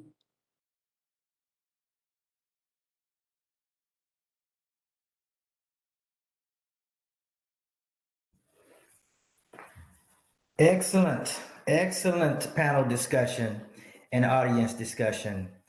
And, I'll just look at it and give you some insight from the EPA perspective also on this. We had to actually rethink how we actually worked with the tribes during this pandemic. And one thing that we did was we allowed the tribes, if they were not able to go out in the field and do their sampling or send their reports in on time due to limited time in the office or just the close down of the office altogether, we allowed them to extend their grants as necessary. We allowed them also to revise their work plans. And even if we had any scheduled meetings and things of that nature with the tribe, we just rescheduled those around their circumstances. And I tell you, this was happening throughout the tribal community. We would get a tribe shutting down all the time. And so we just had to come to the conclusion that we were going to have to rethink how we were going to actually work with the tribes to make that happen. So, and I tell you, you guys did an amazing job. You still were able to meet deadlines and things of that nature during all of this. So it's just amazing work that you guys have done. And we really, really, again, appreciate it. And also, I just want to thank the panelists again, Dr. Bruce Mooring, Dino Chavarria, Monty Matlock, and Ethan Schultz, and also Latasha Roberts. Just great session. We really appreciate it. And I think we learned a lot about each other and just the resilience of actually weathering this pandemic. So thank you so much. We're going to actually take a break now. It's 9:33. I'm going to ask everybody to be back here at 10:15 so we can start the next session. Thank you. South, then it ends in City of Shawnee. Then the allotments are shaded in purple. These are where there's truss and also there's some individual allotments along the river. So there's already a disadvantage right there being in these type of floodplains. And so we identified in this map, there was impaired waters that we noted, a couple of our assessments and this is just an illustration that we use. And on this next map, this is just showing that we produced showing our current 106 margin sites, the red dots. And the green ones were the proposed new sites. And we try to align the proposed ones close to the streams that we know will be concerned that leading into the impaired waters. Of course, the streams that are unnamed, that's the one we're trying to tackle. Now the barriers. Now the barriers, there's usually just one person doing all this, and it's a monumental task. And back to my start of my presentation, I failed to identify that Dr. Rebecca Bond has made this effort. I had to give her a lot of credit for doing the research and also put together a great assessment and management plan. But as in just one person. You have to have a body of other people to make things happen, more implementation, but the outreach and education. And the tribe doesn't have the resources to force all the environmental regulations, specifically Title 40. The Kickapoo tribe, they did adopt some environmental regulations, but it was specifically for gaming facilities. This tribe doesn't have regulations ordinance to enforce non-point source pollution either, which I think we could try some also trust land, but there's some there hasn't been any aggressive development yet. And the best management practice invitation, we believe that education and have a voluntary participation on some of these projects probably be more beneficial. And the last part of this presentation titled "Examine the Objectives under Non-Point Source." Now, these objectives, I think the tribe and our department need to examine. We need to increase public awareness. Now, since the pandemic has been full blown about 3 years, we had to strategically try to find a different way of making public awareness through either through some education programs about our non-point source, or even some partnerships. The OSHA Extension Office and NRCS, which is located in Shawnee, and the Bureau of Indian Affairs. I think having some leased property that's managed through BIA might be a way to outreach to local farmers and the ranchers doing best management practice to reduce non-point source. But we need more aggressive effort, not just from me, but the BIA as well. And continue to monitor unnamed tributaries on the lower North Canadian River, and also the Captain Creek, Quapaw Creek, in the Deep Fork watershed.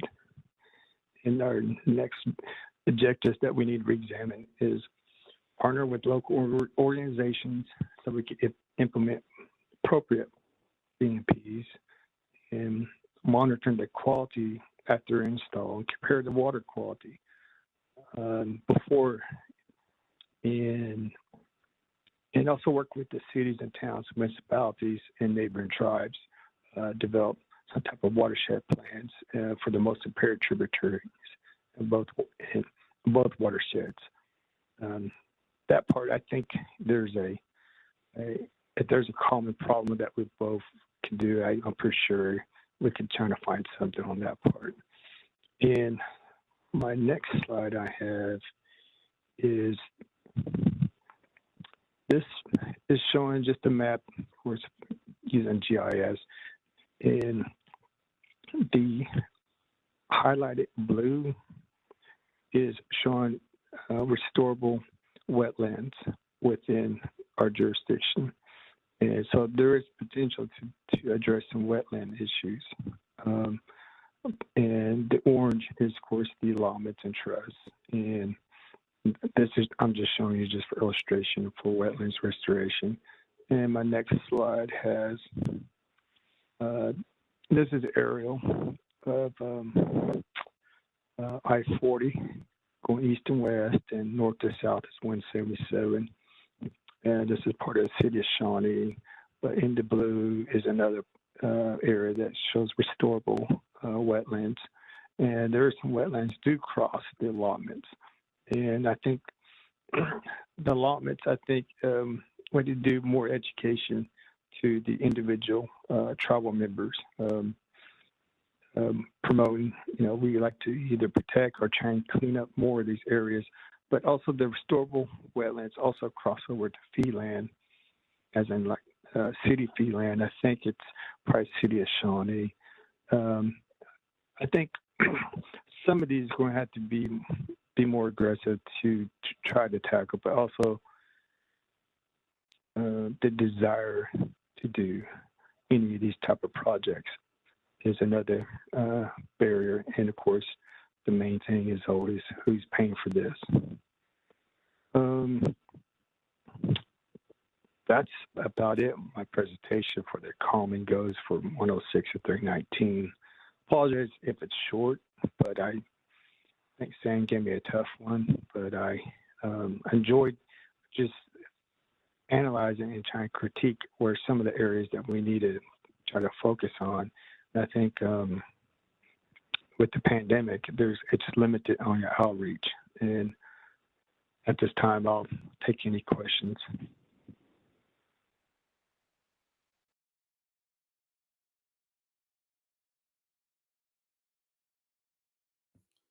Does anybody have any questions for Darren?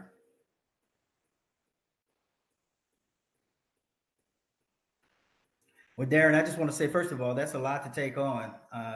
You have several programs under your PPG. And hold on, here we have a question for you. So I'll just let that question come forward first. Let's see who that was from.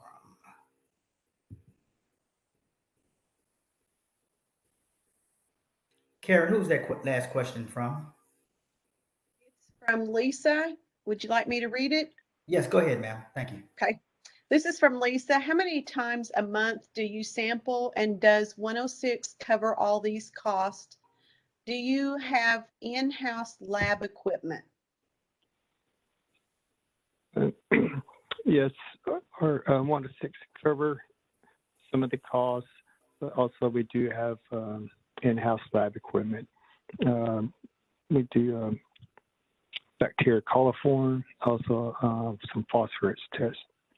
And the other tests, we have Accurate Labs to do our analysis.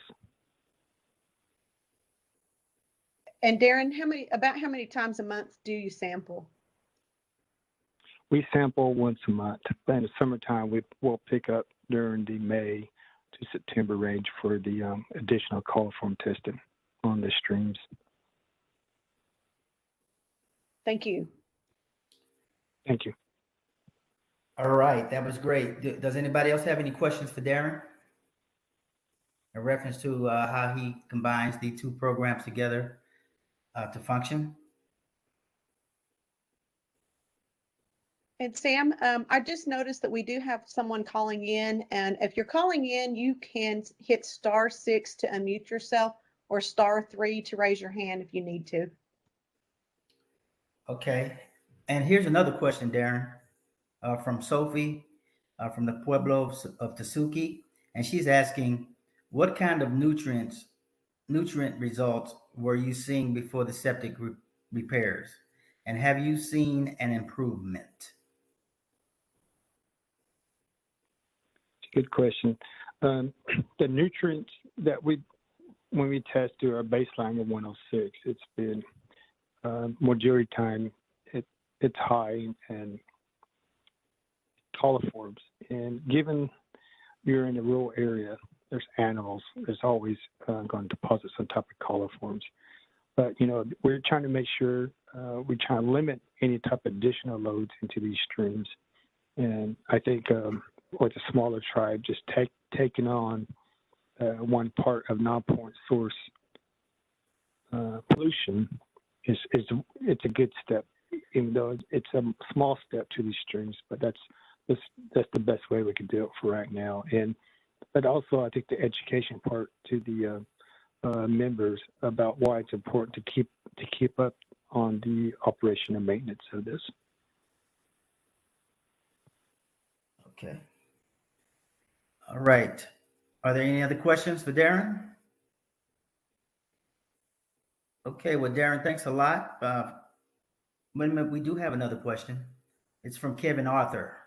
And Kevin asks, are you finding outside funding to help pay for those septic repairs, or are those primarily tribal dollars? Those are mainly from tribal dollars. We do more a split with the 319 and also our match. And if not, we end up also asking and encouraging homeowners to contact their local Indian Health Service to apply for some assistance. And unfortunately, that agency has a history of taking about a year for a response. But I think advertising some type of satisfaction of having a septic tank pumped out before it starts overfilling. And those costs are usually $300 to $500, but also just explaining the importance of doing this, it also gives a satisfaction to our department as well. Great. All right, thank you for that. Are there any other questions for Darren at this time?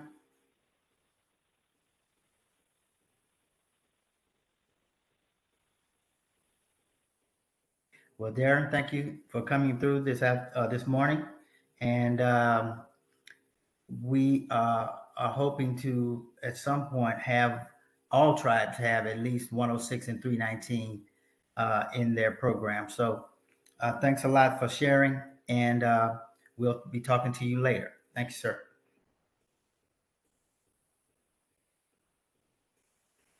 So next up is a session that I'm going to actually give you, and it is applying for treatment in a manner similar to a state. So give me 1 second. Let me pull up my slides.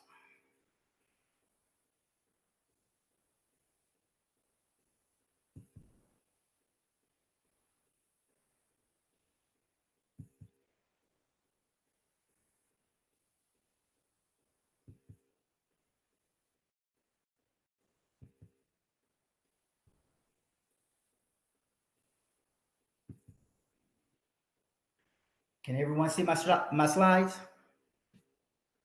Nope, not yet. Okay.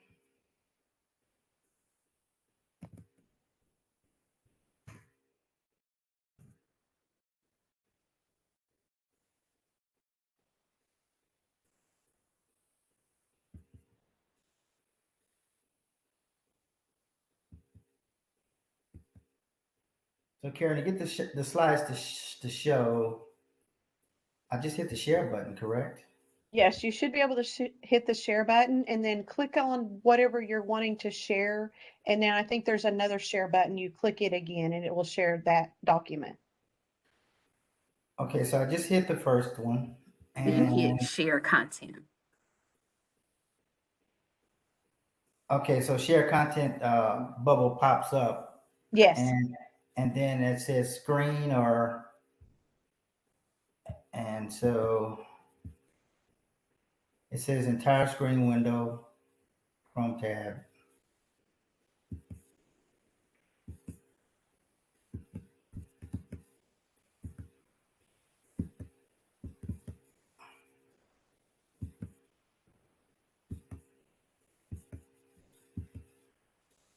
Okay, do you have your PowerPoint already accessible on your laptop?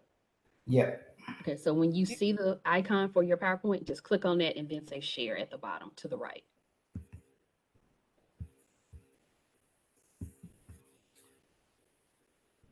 So I clicked on this. I clicked on the PowerPoint. Okay, and then to the right, lower, it should say share of the WebEx screen.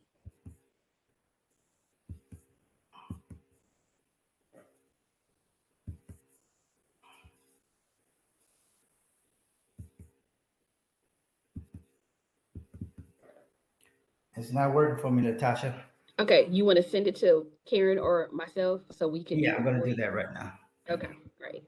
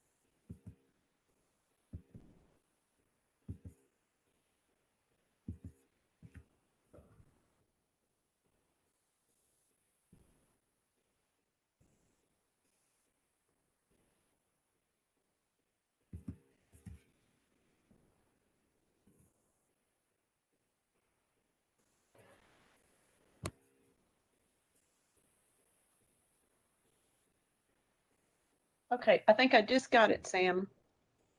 Okay. Let me change it to a PDF and then I will share my screen. Thank you.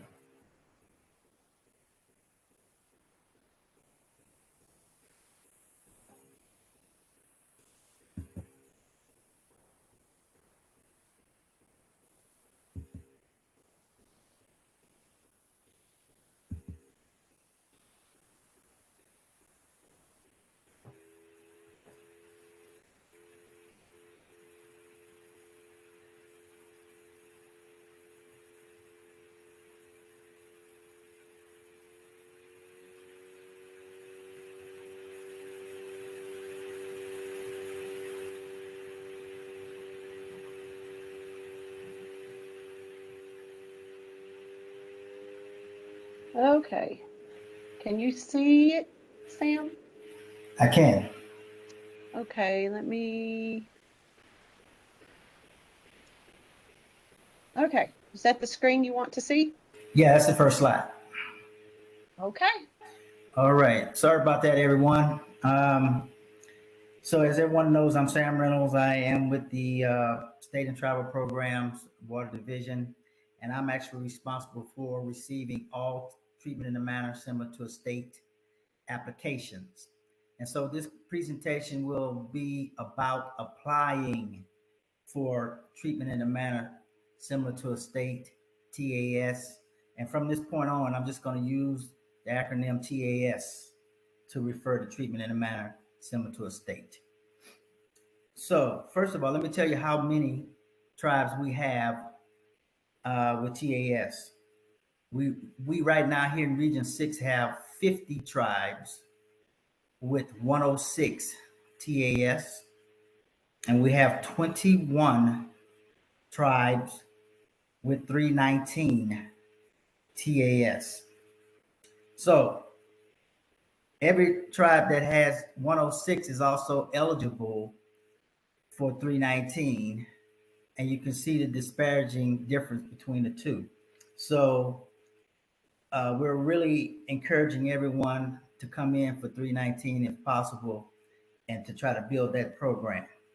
So now let's talk about the application process, because I thought this would be good to let you know how we internally manipulate your application and just the timelines along the way and who's involved. So first of all, the applications, once we receive them, they're kind of split between three different organizations. One goes to regional council, and regional council looks over all your jurisdictional information, i.e. such as your maps, i.e. such as your monitoring sites or non-point assessment projected projects and the locations of those. At the same time, Ms. Rachel Renz, who was on yesterday talking about management reports and assessment plans and watersheds, she's going to be looking at your assessment report and management plans. And at that same time, I'm going to be looking at your capability statements. Capability statements being you showing me how you're capable of managing a 319 by your past performance, your structure, your personnel in your section. And I'm going to look at those things to make sure that you are capable of managing the project. So all of that is going on at the same time. Everybody's reviewing something at that same time. And then once that's finished, and first of all, let me just say this, when it comes in initially, it's in draft format. We will not accept it as final until we make sure that each one of us that are reviewing your packet has all the components that are required. So you may submit it to me, I may split it up, but then I may come back to you and say, hey, you're missing something here. Regional council is requiring more details on your map. Can you submit A, B, C, and D to me? Rachel may come back to me and say, hey, Sam, they're missing something. They're not showing the amount of hooks that they're actually going to work on. So I need more information on that. Can you get some more information for me?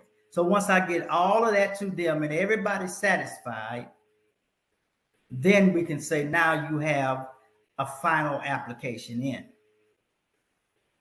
And so now we allow everybody to review the application. They start going through it. And the normal timeline for it to be finished in all three components is around September 30th or October 1st. We're shooting for that deadline. It may happen earlier, but we're shooting for that deadline. And the reason we're shooting for that deadline is because headquarters is asking us around October sometime, who's coming in for 319 from Region 6? Who's been approved? Do you have any new applicants that have been approved? Because we want to add them to our list. So that's why we're trying to meet that deadline. And once we meet that deadline, a lot of tribes are under the impression that they're automatically going to be funded, you know, that's that same year in October, but it doesn't happen that way. You're funded the following year. So as new applications come in, you're allowed to put in a new application around March for, say, 106 or 319, and then you'll be funded just like your normal funding is done for your grants right now in October. You'll be funded additionally for 319. So it's a long process. It's almost 18 months from start to finish before you have money in your hands. So that's how that works. Next slide, please.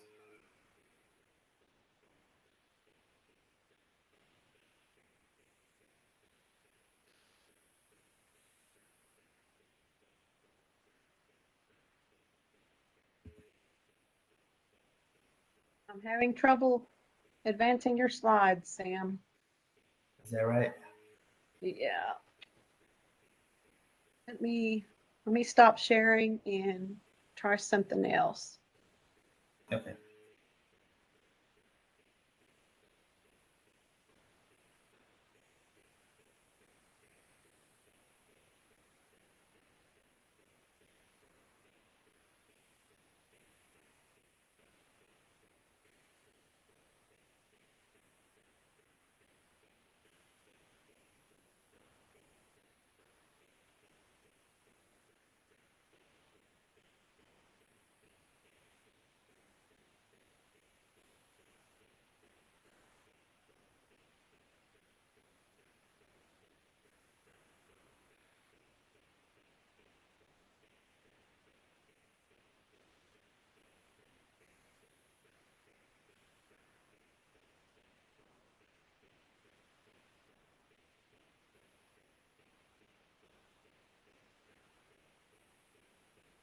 All right, there we go.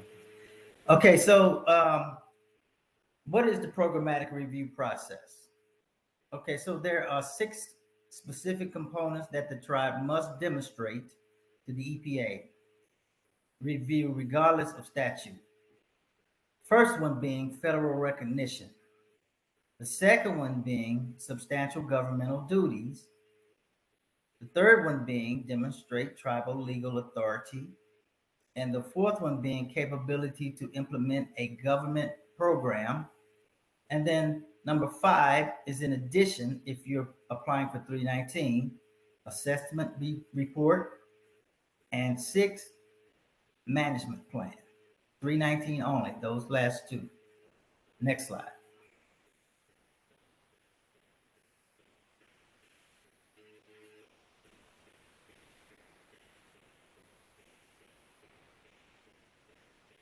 I'm sorry, Sam, do you need me to go to the next slide? Yes, ma'am. Next slide, please. Well, it's froze up again. Oh, There it is. No, that's the first slide. there it went. Okay, great. There we go. Okay, so let's talk about the first requirement, federal recognition.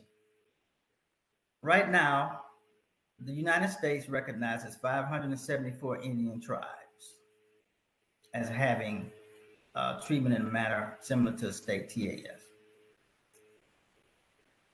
And with that, they become eligible for funding services from the Bureau of Indian Affairs. They're eligible through contracts, grants, or compacts. So what this does is it allows, if you become federally recognized, this allows you the opportunity to now apply for federal grants and be eligible for 319 TAS applications. Without being recognized, you can't do that. Next slide. All right, so you must also prove that you have substantial governmental duties. And with that, you must prove that you have a governing body, such as a chief, a governor, a president, just like a normal state. That's what you have to prove as a tribe to be treated as a state. You also must have a council, financial office, housing, and environmental offices also, and et cetera, et cetera. So basically, they're trying to look at you as they would a state and say, okay, this tribe is self-governing because they do have these structures in place. Next slide. Okay, you must also demonstrate tribal legal authority. Okay, again, I just kind of explained that at the beginning. So you're going to submit your application, and in it, you're going to provide this information here. You're going to be reviewed by the EPA Regional Counsel, which is basically some lawyer looking over your documents. You must provide to her a legal letter from your lawyer stating that you have jurisdiction over all the areas that you want to have TAS over. You must also provide a map of that area, and that map must show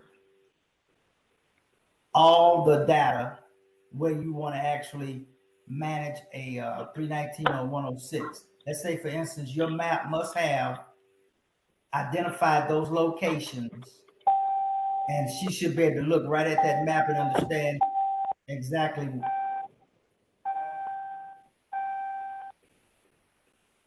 Karen, we have a caller trying to call in, I guess. Okay, so the tribe must provide a map, and it must identify the locations that you're planning on working on. And she should be able to look right at those and be able to still see that. And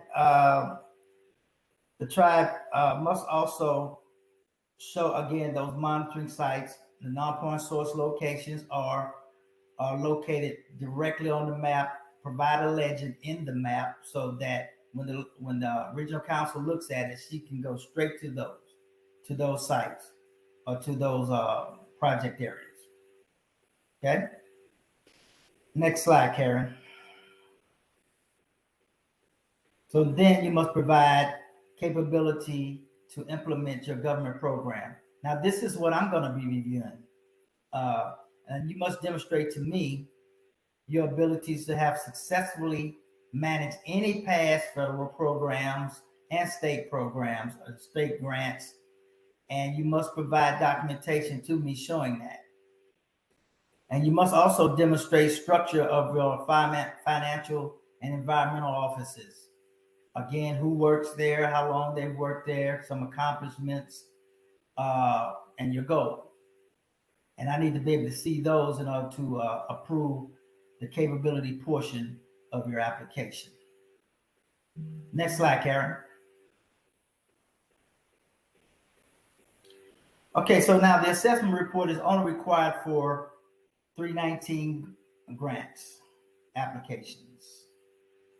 And the assessment report will be reviewed again by the region for locations of work and can be submitted before or along with your TAS draft application. And I say that because some tribes choose to submit their assessment report and management plan prior to even submitting their application, which is allowable.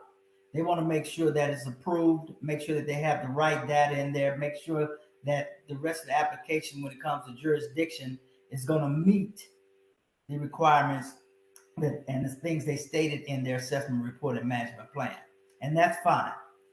It's up to you how you want to do that. Some like to put it all together as one application for the 3 components, or some people like to just work on this one for a while. And then once it's passed, then they go ahead and submit the rest of the application.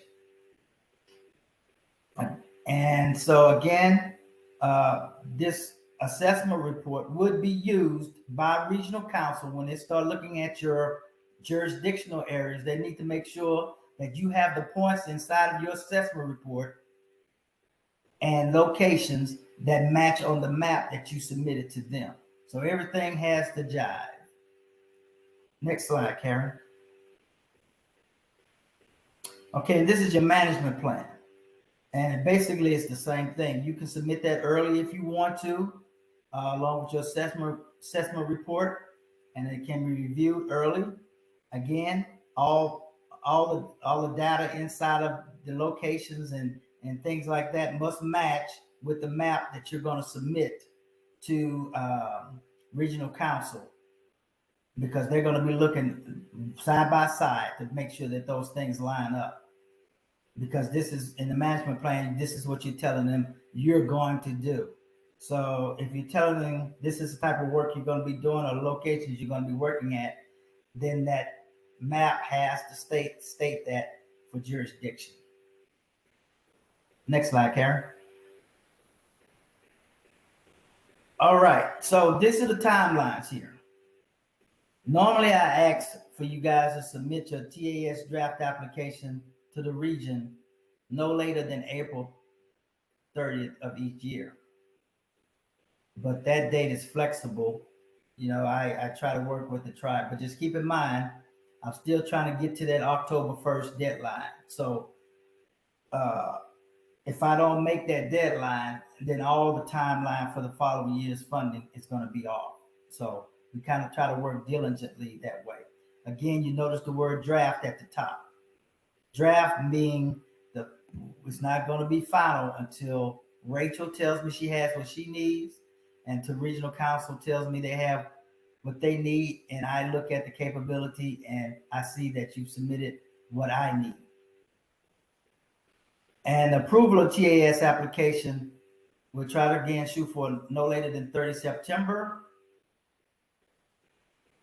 And again, because headquarters is going to be asking that first week of October, who do we have that's new, that's coming in for TAS? I mean, that has been approved for TAS, because they're trying to set up how much money they're going to have in their pocket. And we have to submit that data to them so they can make sure that they have that money available for the region based on all old TAS all old TAS approvals and all new TAS approvals. Okay, next slide, Karen. Okay, so this is me, and you'll submit your application to me, and here's the information in front of you. So bottom line, the TAS application is very important because you can't do anything else without it. It is the first step to all these things we've talked about in the past. You can't have any of that. You can't have a grant unless this is approved. And so I just kind of went through the steps with you. I hope that you guys understand the lengthy process of it all. It's not an overnight type approval. So as we work with you and we're coming back to you, please be aware that's how it works. Please be aware that you have to be precise on your locations and in your management plan, your assessment report. You have to be precise about what you're going to do. And also just make sure that you understand that the money will not come until the following year. And with that, do I have any questions?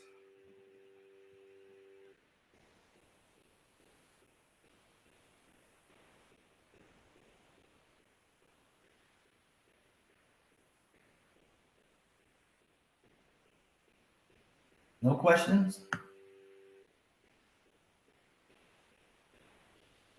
Okay. Great. So I'm going to go ahead. Oh, there we go. Could someone read the Tabitha's question to me, please? Yes. Are there example packages available to tribes? We don't have any example packages at the moment, Tabitha, but what we could do is put something together for you. What I've been trying to do is basically just actually have them, if they're coming in for, 319, I try to ask them to read the handbook. Also, I try to give them, just the requirements itself and kind of explain how it's going to go to other programs to review. But as far as just an example of what's required, maybe we need to put something together like that. So that's something I will look into, make a note to look into in the future to see if we can put something together that we can just hand out. Thank you. Any further questions? Hey, Sam, it's Nicole.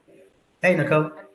I might have missed this, but Diana Evans always used to remind us that if the tribe wants to, they can reference their 106 PAS application, especially if nothing much has changed in the past. I don't know if you want to talk about that.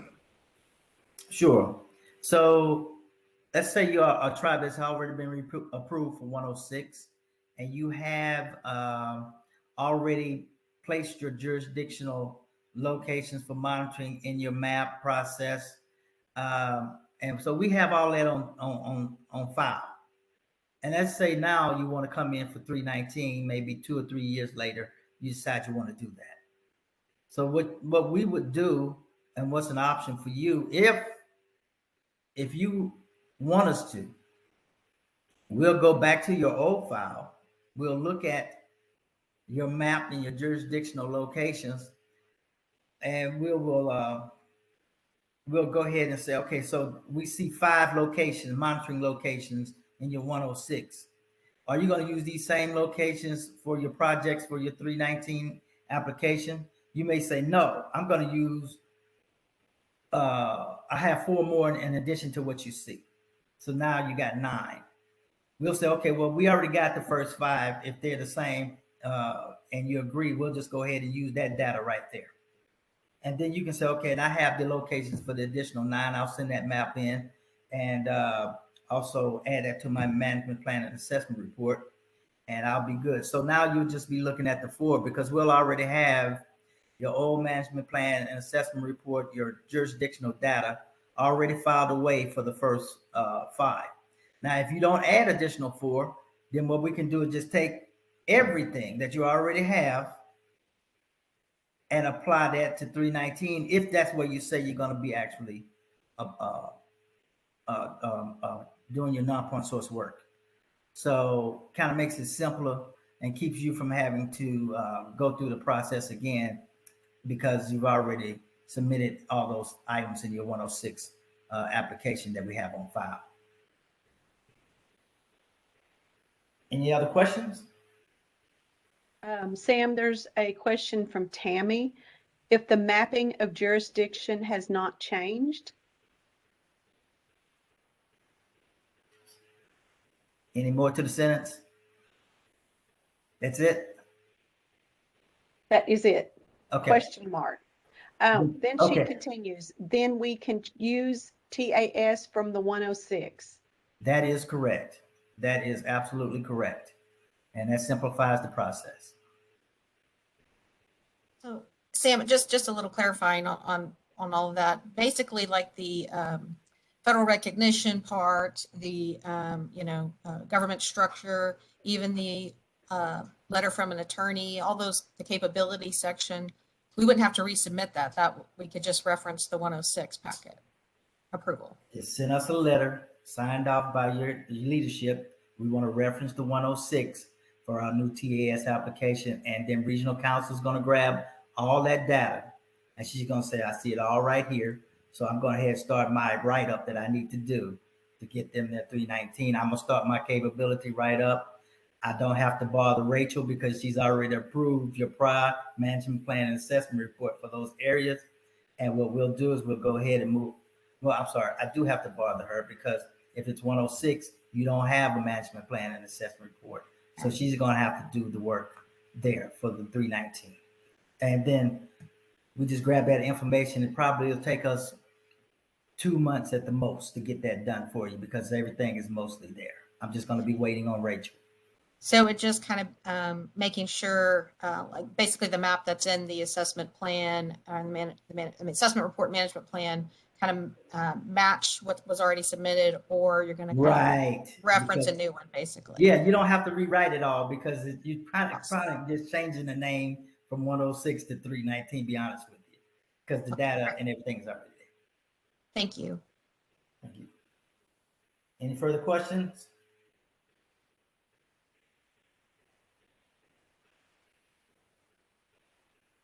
All right. Well, I appreciate everyone staying with me through all my issues that I had with the presentation. I thank Karen for pulling me out and making sure that everybody gets to see what I wanted to talk about. And with that said, we're moving well ahead of time here, but I'm going to keep it going. And we're going to talk about the closing remarks here. We're going to go ahead and move into that. Nellie, are you here? Okay, I guess. Yes. Okay, Yeah, she's here. Yeah, I'm here. Yes. Okay, great. I'm sorry, great, I was great. not that fast to click. Mute. No problem.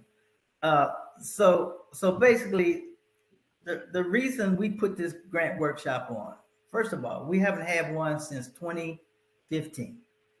I mean, it's been a long time. And even when we had it, it was involving other regions. And so it really was nothing specific and directly for us. And so the reason Nellie and I feel real good about this one is because we were able to bring this directly to you for your circumstances, let you interact with each other without any interference from any other regions. And I think this has been an outstanding workshop to date. Now, I just want to try to go back over the first day and summarize this entire workshop. Our objective, Latasha and my objective and Nellie's objective, was to first talk about 106 on the first day. We want to make sure that you guys understood the grant program for 106. So we tried to line up speakers for you that would cover 106.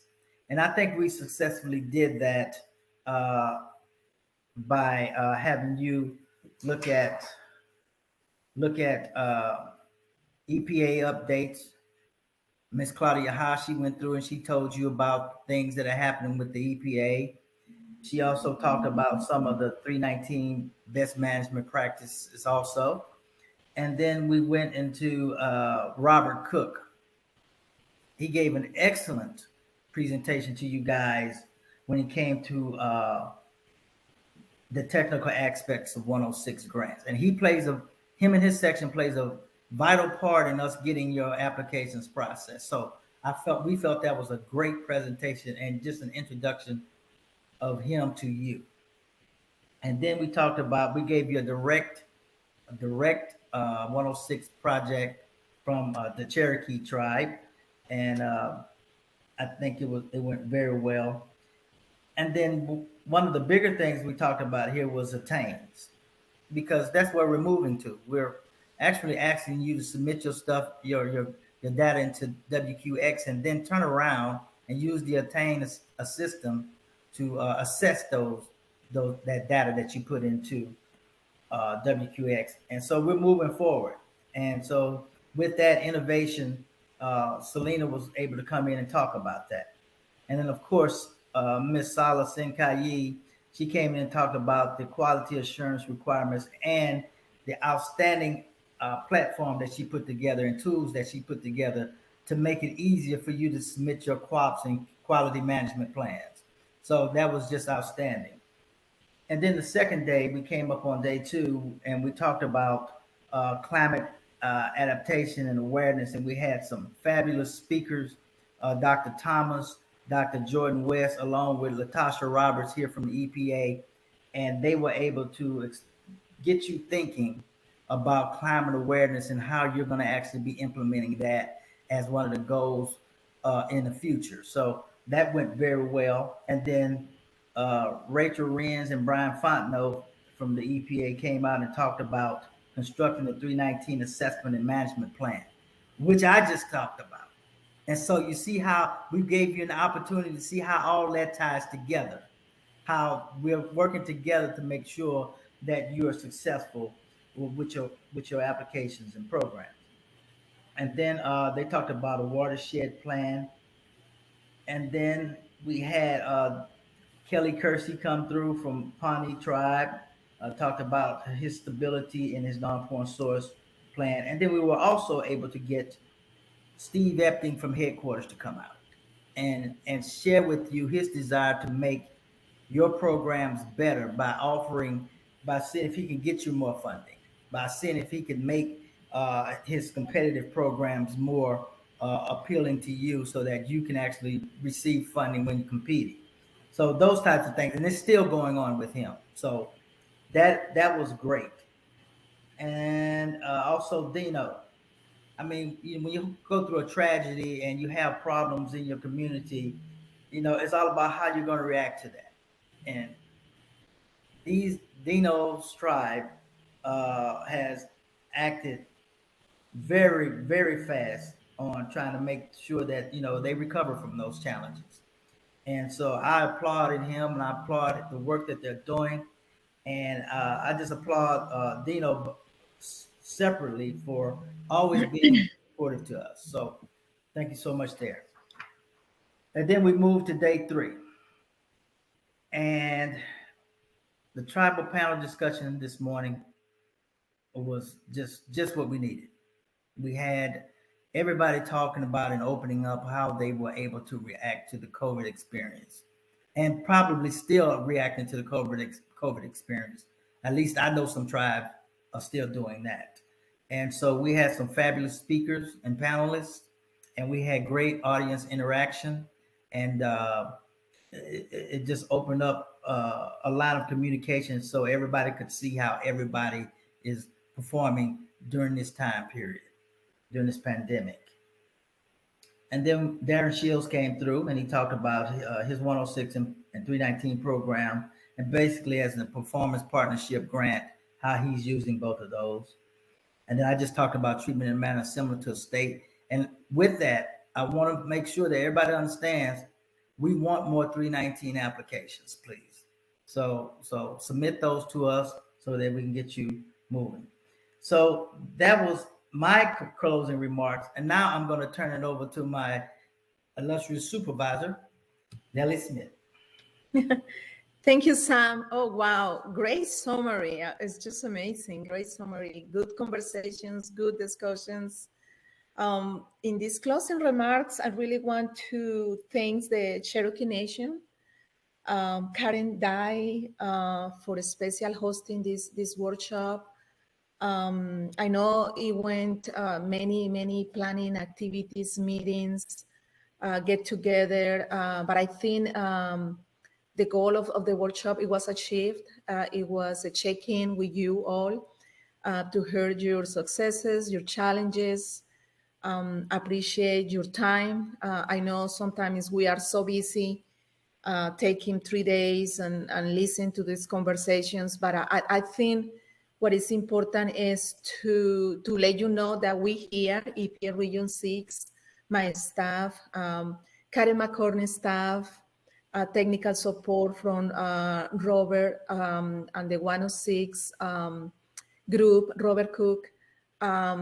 This is what we are here, Region 6, our faces. We open doors, I would say, or open Microsoft Teams or all the virtual meetings that we are right now in this new pandemic era. I appreciate your time, efforts.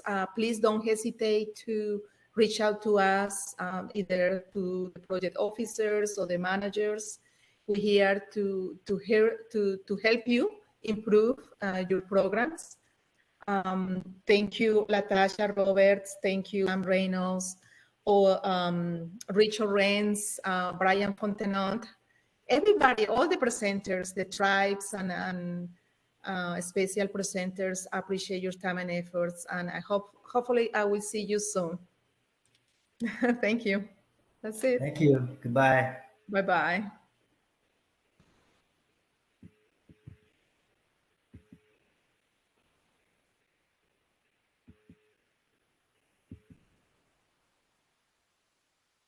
I just wanted to mention at the last minute before I close the meeting, if anyone has any questions after the fact, let me know.